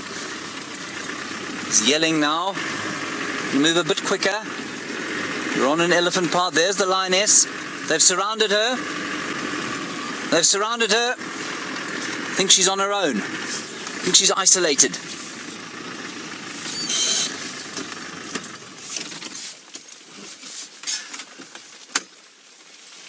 It's a young male. Sorry, I keep thinking it's a female, but it isn't. It's definitely a young male.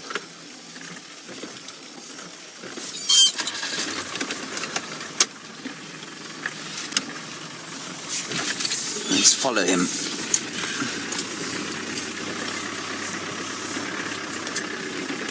Where's that hyena, Jeandre? Hyenas are at 3 o'clock. 3 o'clock. And any lions that side that you can see? Negative. Let's follow the male. Can you see him there? There he is. He's straight in front of us, 12 o'clock.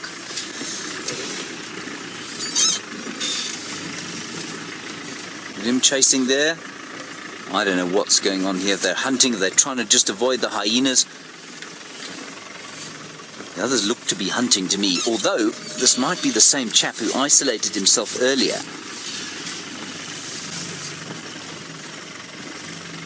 Gosh, this is amazing. Just to reiterate, I can't see anything. I'm following this lion purely on the monitor.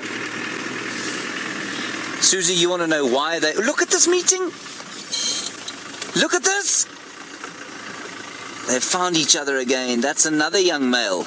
There are at least 2 young males. Right, that's good news. Well, it's interesting news. It's something we didn't know. Susie, you want to know why the hyenas are fighting with the lions?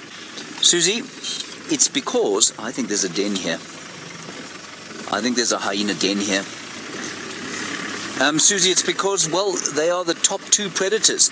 And they compete with each other. And they will harass each other at every available opportunity. What was that, Jeandre? 3 o'clock. 3 o'clock. Where are we going? 9 o'clock. Thank you. 9 o'clock. There we are. Oh, they're all there.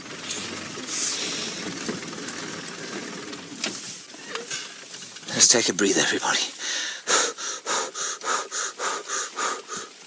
How fantastic is this? You okay there, Jeandre? Yeah. Good. He's just giving a little... What's going on here?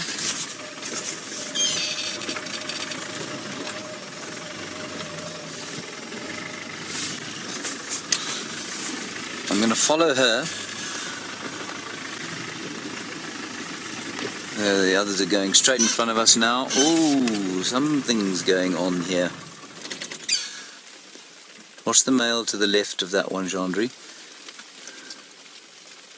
There he goes.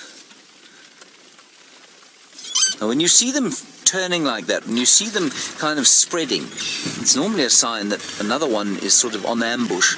But I suspect it might be the hyenas here that's causing them to act the way they are.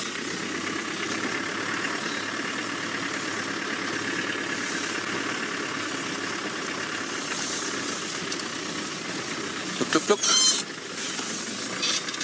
Are they at 12?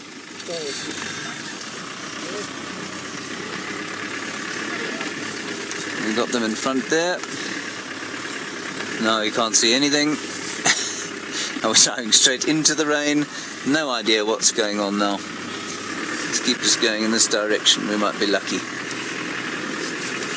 Okay, we're going to turn on a bit of white light, everyone, so we can see. There they are. Hold on, big bumps.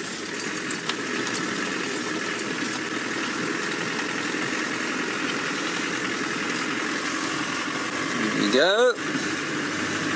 That's a lion, is it? Let me just do that again once more. Flash, they're right in front of us.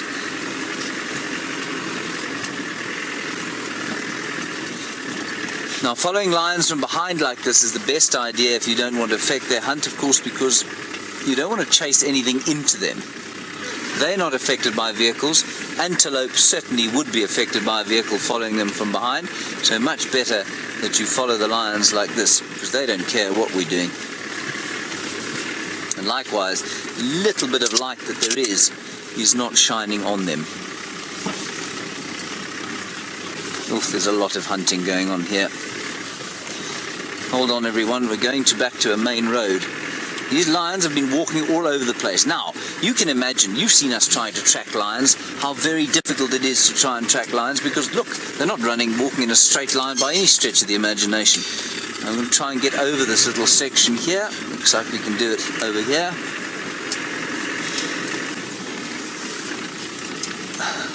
We're going to have to turn the lights on to get over here, otherwise we're going to have a bit of an accident.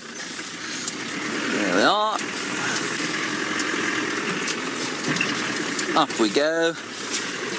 Good grief. There we go, this is so exciting.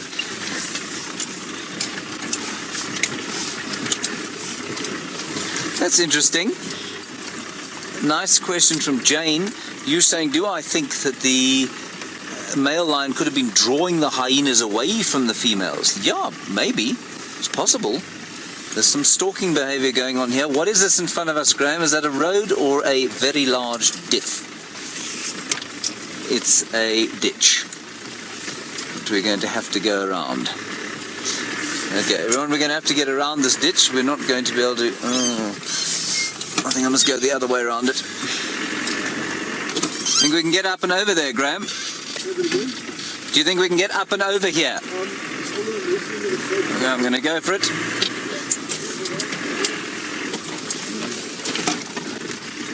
Hold on, everyone.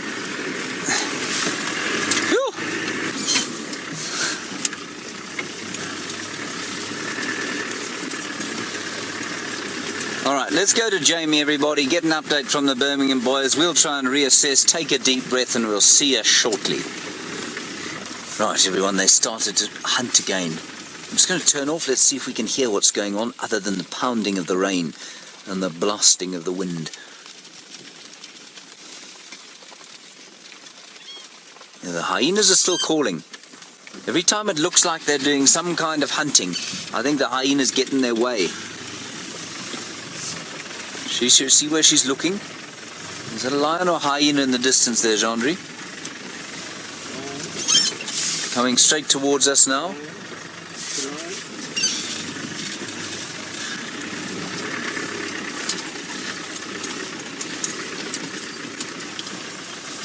Ooh, 2 lions. If you have just joined us, we are live from the Mara Triangle, everybody. It's pounding rain, conditions appalling, but not for the lions. They're perfect for the lions. These lions of the Kitchwatembo pride on the hunt, but their hunts keep being ruined by a clan of hyenas. There we have a standoff. They're not a standoff, just going to the loo, I think.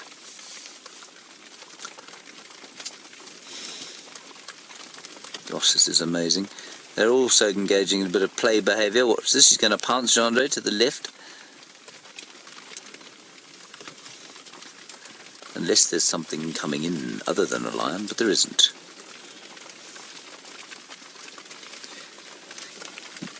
This is completely, of course, it's pitch black. I cannot see a thing other than on the monitor I'm looking at. We're filming in infrared, if you're wondering why the colour's like this. That's why it's like this. My name is James Hendry. Jeandre is on camera. You're watching Safari Live, and some of you I think are watching on Barcraft TV. It's wonderful to have you with us. And you can talk to us throughout the course of this broadcast on Twitter, #Safari Live. Otherwise, you can send us an email, questions@wildearth.tv. You do not have to worry that I will be reading the email while driving. Someone very clever in Johannesburg will be reading it to me, not Johannesburg, in the Kruger Park, actually. That's where the Twitter and email will be received. Jeandre, can you see a lion anywhere? I've lost them. I'm going to turn some light on. There we go. I can see one there in front of us.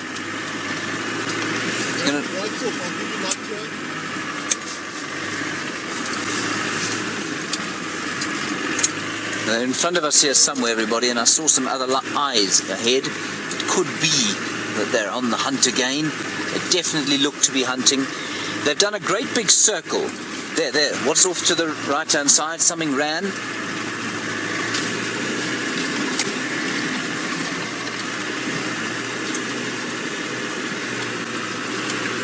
We kind of lost them, I'm afraid. Left. Been spotted left, everyone. There we go. What's that? What's that to the left? Lions. They've killed. Have they killed something?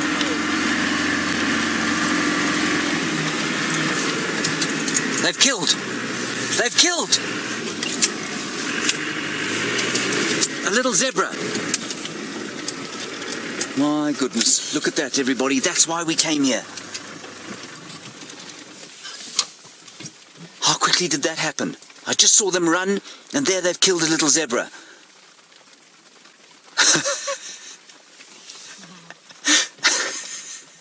I'm sorry we missed it, everyone, but we did actually...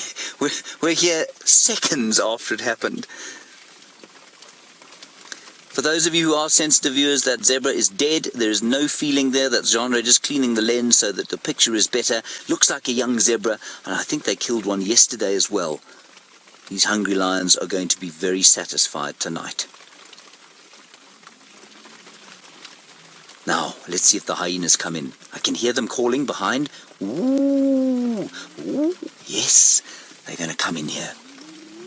Here we go, they're massing now. These lions will wolf down some food. They don't know how big this clan is. Over 20 hyenas coming from behind. Over 20 hyenas coming from behind us, everyone. We're in perfect position here. There is no white light on them, on that zebra. Look how quickly they're trying to devour it before the hyenas move in. The hyenas will be very nervous to come in. 6 lions like this. But if they get enough of them,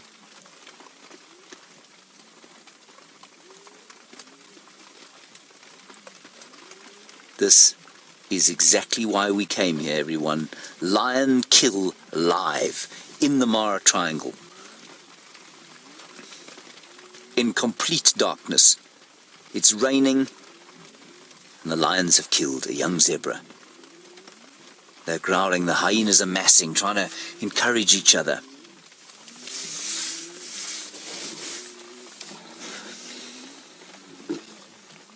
Look at this.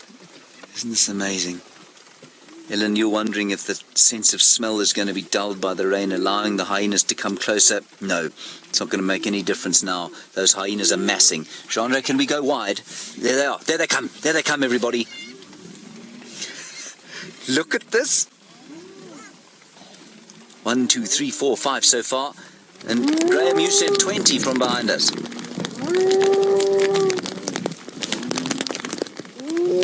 This is too amazing for words. Listen to them geeing each other up. It's like a war cry before a team goes onto the sports field.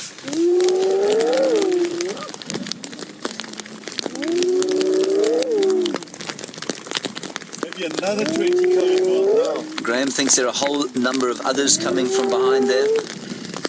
Listen to them getting more and more angry as they try and eat as much of the zebra before they have to leave it. I wonder if this is why they didn't leave a piece of the zebra that they ate yesterday. Maybe the hyenas chased them off.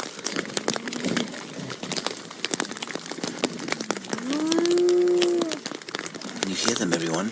Ooh. Ooh. I'm having to do it for you because I think the ambient microphone is off.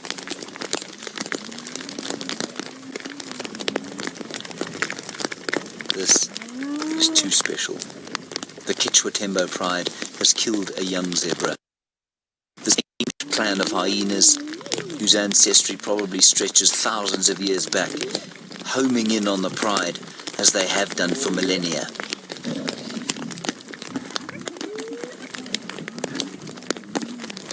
Jeandre, is the ambient up? Yeah. Okay, so you can hear the noises now, everyone. Probably also the sounds of Jeandre getting pneumonia, but that's okay. He's loving this.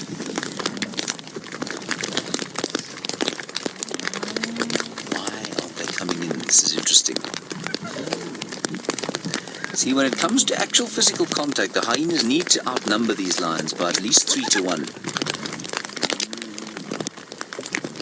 Here we go, coming closer in now. Look at this. 1, 2, 3, 4, 5, 6, 7, 8, 9.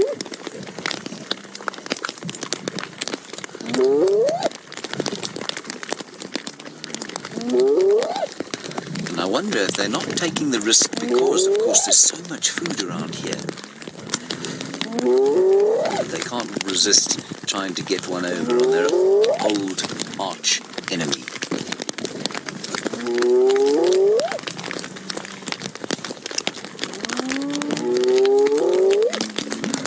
I don't think the zebra would have known.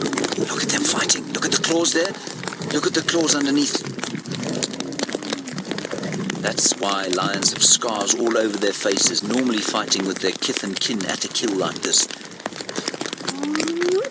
If you are a sensitive viewer, I'm sorry about this, but this is the raw wonder of Africa that we're watching here. This is how it happens in the wild. That zebra feels nothing, probably felt nothing, didn't know what hit it. And the lions need to feed. They were hungry. They've been hungry. Look at all the hyenas. Listen to them calling each other.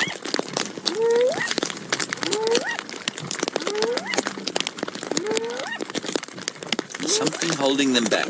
None of the light that you can see there is anything other than infrared. That's why they keep disappearing from your field of view. There's a rather braver one coming in now.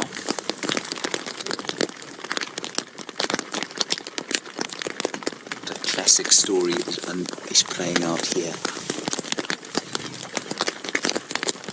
The hyenas are running all around the place. You just see their shadows.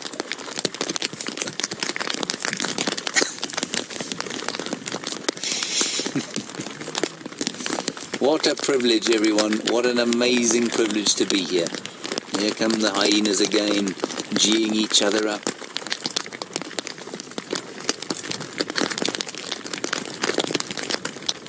The zebra is going to be finished in the next 20 or 30 minutes.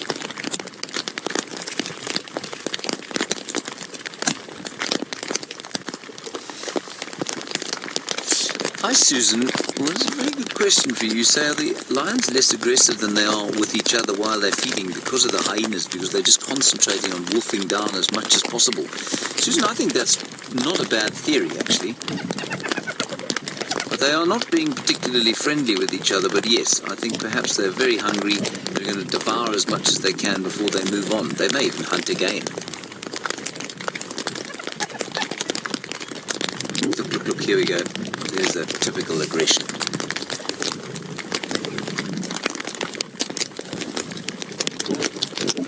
And that sound you can hear, that kind of pitter-pattering, might sound a little bit like flesh being rendered or rent, but it isn't.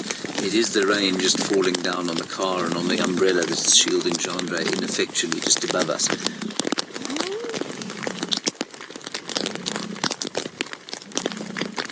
Wow. One of them's been very brave and taken his little piece off there. Gabby from Toronto, you're interested in whether this will satiate the lions. Will it keep them full, or will they hunt again tonight? I think it's possible they'll hunt again. I don't think they'll be quite as enthusiastic about it as they have been. It's not a big zebra at all, like I say. I think it'll be finished in the next half hour or so, maybe 20 minutes.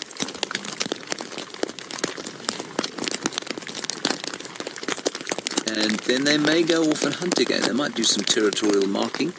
But you can see, I mean, you could see from their behaviour straight away when they got going today that meat was on their minds. And these conditions perfect, the rain, the wind. Interestingly, they headed off with the wind. And often they head off into the wind, seemingly aware that their prey might smell them coming.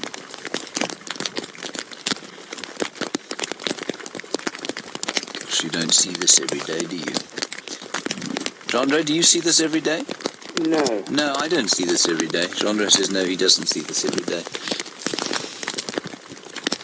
It's pretty savage, but it is astounding. And it's a great story of how these lions survive. Kitrutembo Pride going through a rough patch at the moment after a new pride takeover. The 3 new males, the Marsh Male Coalition, away with the youngest member of this pride. She's kind of drawn them away in a state of anestrus, kind of half getting ready to mate again with them. They've killed all their cubs, and here they are surviving, making do as lions have done for goodness knows how long in this astounding wilderness area that we find ourselves in. In case you've just joined us, from the Mara Triangle we are broadcasting live. This zebra has just been killed. We just missed it being taken down, but we've been following these lions on the hunt for the last hour and a half or so. I don't know how long we've been following them. Feels like about 3.5 minutes, but it's probably been about an hour and a half. And they just went out of sight, grabbed the zebra, and we found them again, right on top of it. You can send us any questions you want, hashtag Safari Live, questions@wildearth.tv. This is why we came to the Mara Triangle, to watch these lions hunting on the great plains of East Africa, as they have done for millennia. And everything is calming down now. The hyenas thinking twice about coming in here, interestingly. And quite interestingly, some of them looked very, very full indeed. Some of them looked very fat. And so maybe they're just a bit reticent about coming in here because they are fat. They stumbled earlier on, if you've just joined us, onto the hyena den itself. We nearly drove into a hole on top of a hyena cub. We backed out, and then the hyenas got very cross, not with us, with the lions. And the lions kind of evaded being attacked, and they walked off, and they've done a huge circle. From what I can tell, it's very difficult to orientate yourself, but they've done an enormous circle, I would say about maybe 10 hectares, maybe a bit more, so sort of 20 football fields, if you like, they've covered in a big arc. And they've come around not too very far from where we first found them. And that's, I mean, as I was saying, as they came up here, how impossible it is to try and track them in the morning, because they don't go in a straight line. They move all over.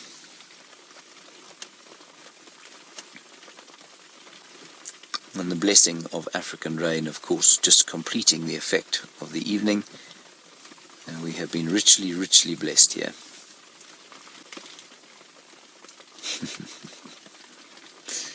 Gee whiz, I can't believe this has happened. Our second night here. We've got another 3 after this, everybody. We'll keep following this pride, especially if they keep knocking off tiny little zebra like this. They're going to be hungry every night. And if you are a sensitive viewer, I do apologize if this has made you slightly upset. It always makes me slightly upset, not so much when I see them feeding, but when I see the moment that the light leaves an animal's eyes. It's a difficult one, and I'm sure you'll all agree that we've seen the lions feeding now. It's not a particularly emotional experience, but when you see the actual takedown, when you see the light fading, that's a bit difficult. But what an amazing honor it is to watch this ancient conflict playing out here. Hyenas and lions. Look, marking territory. Their blood is up now, And by that I mean they're like, say, young men or sort of particularly sporty ladies, perhaps, who've got into a bit of a fight and they're ready, They're not nervous anymore. So if those hyenas come anywhere near them, they're going to have a go. So their blood is up. They're like warriors. And I think those hyenas know that, and that's why they're keeping their distance, hoping for the odd scrappy morsel. And there will be some. These lions, they kill a lot, and they'll eat the bone as well, the small bones. They'll eat all the flesh. They'll eat the organs, the liver, the kidneys, the spleen, and the lungs and the heart. They'll probably leave the guts. And then the hyenas will come in and eat the skin. They'll probably leave the hooves, depending... Ooh, here we go. Ah, the lion on his own. Now they're rallying. But they're reticent. So a hyena is about 70 kilograms, a very big female. That's about 160 pounds odd. That male lion probably pushing 150 kilograms, or what is that, about 330 pounds, 340 pounds. So that's twice the size of that hyena. It will be very, very reticent to go running in there and get on the end of a slap from his great big front paw, or even a bite from his enormous canines. See, they're just rallying each other there.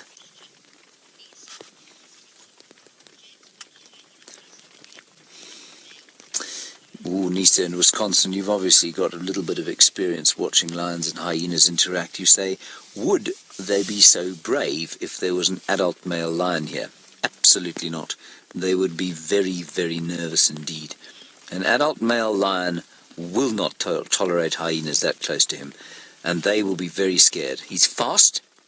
You may not look it when he's fast asleep, but he's very quick. He's unimaginably powerfully strong, and with one fell swipe from a great big front paw of his, he'll snap a hyena's spine.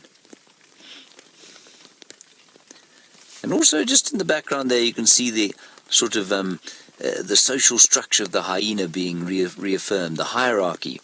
One or two of them running away from one of the others. It's because they've become distracted. They've obviously decided they're not going to close this attack just yet. Perhaps there's not a dominant there. Perhaps these are all youngsters.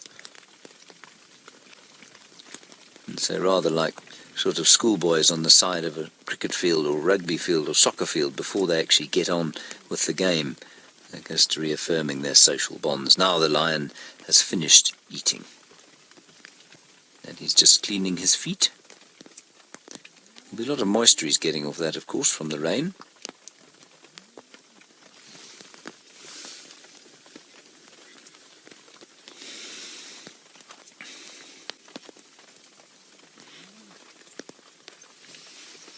Hello, Jacob. You're 11 years old and in London. It's very nice to have you from the UK. It's really good to speak to someone from the UK out here. And we know that the UK has a very close association here with the Mara Triangle. And you say, do the lions here have any noticeable sort of behavioural differences compared with the lions of the Kruger? Now, Jacob, that is an amazingly sophisticated question for someone of your age, so well done. And the answer is no, not really. If you were to uplift the Nkuhuma pride from Djuma and dump them here, they would behave very much in a similar fashion to these lions. What is interesting though, Jacob, and we're not fully cognizant, we don't fully understand what's going on here at the moment. It does seem that the pride dynamics, oh, look at this, look at this, look at this. Jacob, I'll get back to you now. He's going to bite that lion's tail. He's going to get a swipe. So, Jacob, we don't, it's very clear at Djuma what happened. We know about the Birmingham Boy takeover, we know what the Nkuhumas have done, we know exactly who the prides are, where the male territories stretch, where the lioness's territories stretch. That's not so clear here. And I'm not sure if that's just because we don't know and things, or if things are slightly different, if things are a bit more fluid, or if that great big river running through the middle of the territory, which is not easy for lions to cross, is perhaps affecting it. But Jacob, I would say, all in all, if you were to put the Nkuhumas here, they would behave the same as the Kichwa pride, and likewise, if you were to put the Kichwas at Djuma, I think they would behave in precisely the same way. What a great question. Thank you, Jacob. Look at those hyenas. She's got a bit of a fright there. Friend walked into his bottom, thought maybe it might be a lion. The rain is lessening slightly, just enough to irritate Jeandre by dripping onto his ears.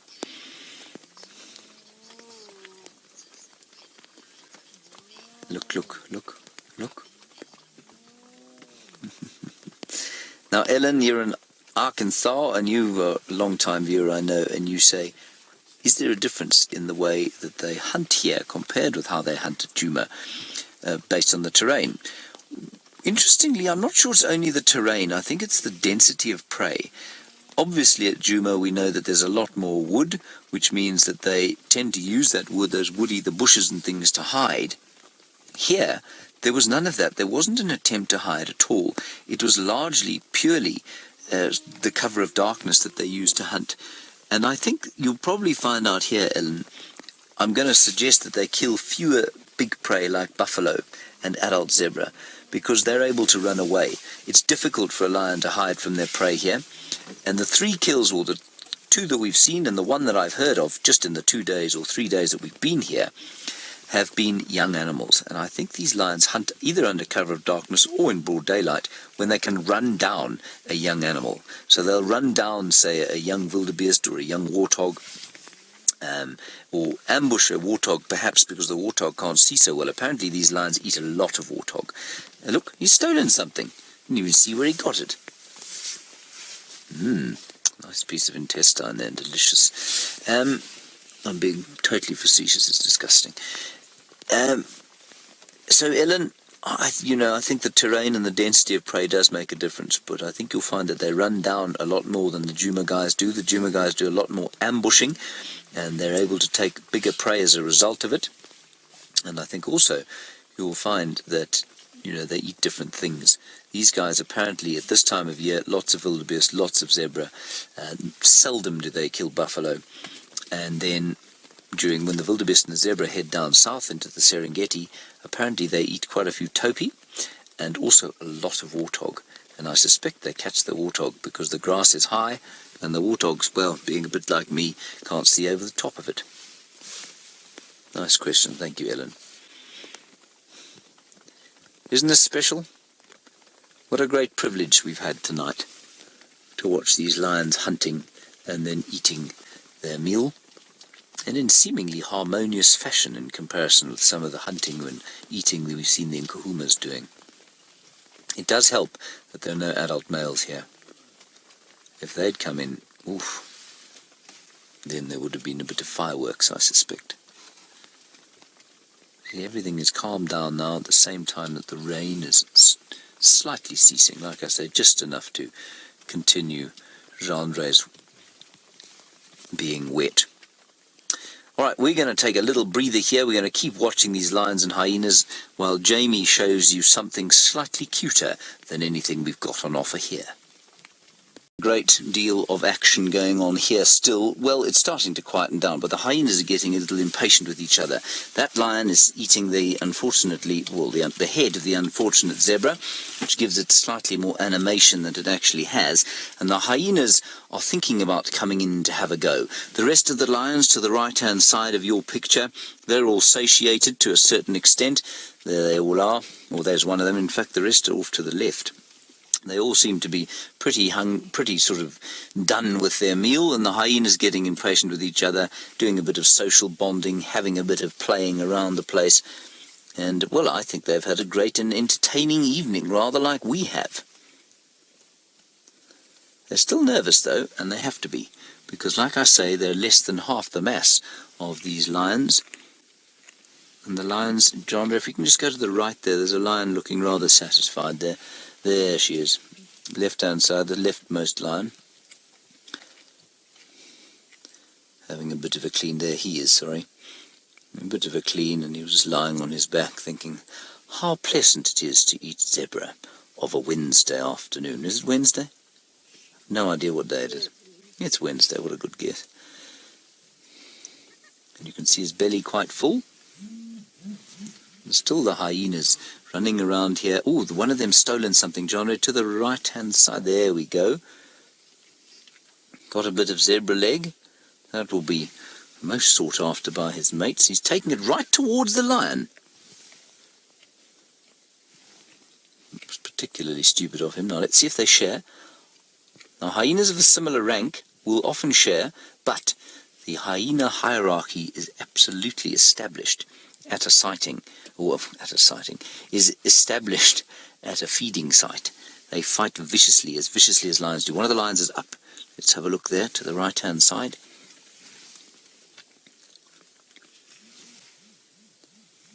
There we go.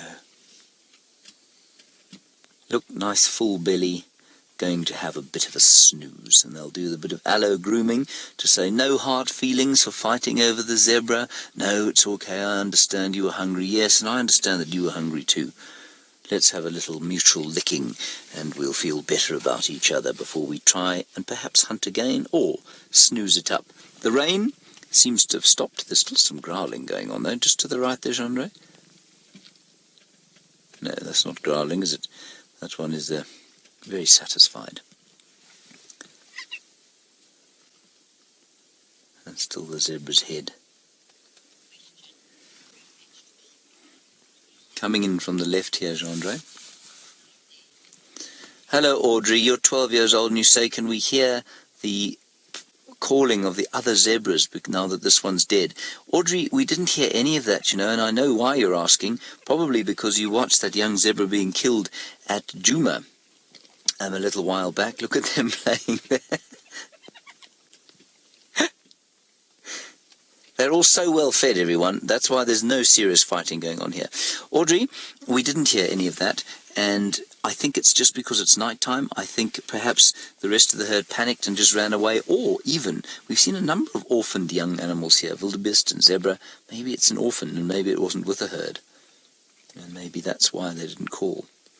But you know, throughout the day, even sitting way up at the lodge where we're staying, called Ngama Mara, there you can hear zebra calling at each other.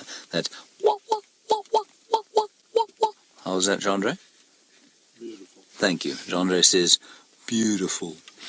Anyway, that's what we can hear from the top where we're sitting, and that's the zebra calling at each other. They might not necessarily be alarming at each other, but that's them calling. Let's just have one last look at the lioness, see what she's doing there. All in infrared light. We are, just to keep you posted, every time I say, ooh, Jeandre, go left or right, it's not because I can see in the dark with infrared. It's because because everything's settled down now, we're casting a very dim sort of white torchlight around the place just to see if there isn't any kind of action going on. That is, yes, that's slightly disconcerting. Look at the size of the lioness's paws compared with the head of that zebra. So everybody, if you are feeling a bit sensitive, I'm sorry about that. That zebra, obviously, I know you can see its eyes, but clearly it's not feeling any kind of pain. And if this is a little bit disgusting for you, I'm sorry. But this is what happens. This is the raw savagery, awe-inspiring as it is, of the African wilderness. And that zebra, I promise you, wouldn't have felt a thing. It just would have suddenly thought, oh, there's something amiss here, and then ba-bum, and would have been smacked by all 6 of these lions. Just look at the size of her paw there, everybody. That's about the same size, well, a little bit smaller than my hand.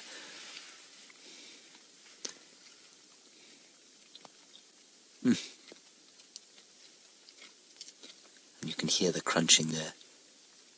And you can also probably hear that the rain has stopped. And interestingly, not quite the same frog noises that you were getting there at Jeandre. Brilliant. Let's have one last look at the hyenas, off to the left and to the right.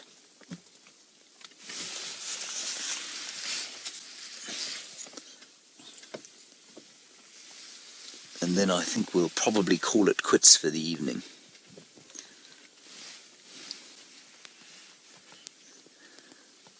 Okay, everybody, thank you very much for watching us. It's been an incredible evening. We're going to probably make our way home and see what happens. And we'll join you, of course, tomorrow. Big thanks to the Final Control, to Jeandre for his manful work on the camera today. Big thanks to Jamie and Taylor and the team at Jeandre. And we'll see you tomorrow at 4 o'clock East African time, 3 o'clock Central African time. It's been a wonderful evening with us, and thank you for joining us. We'll see you later. Bye-bye.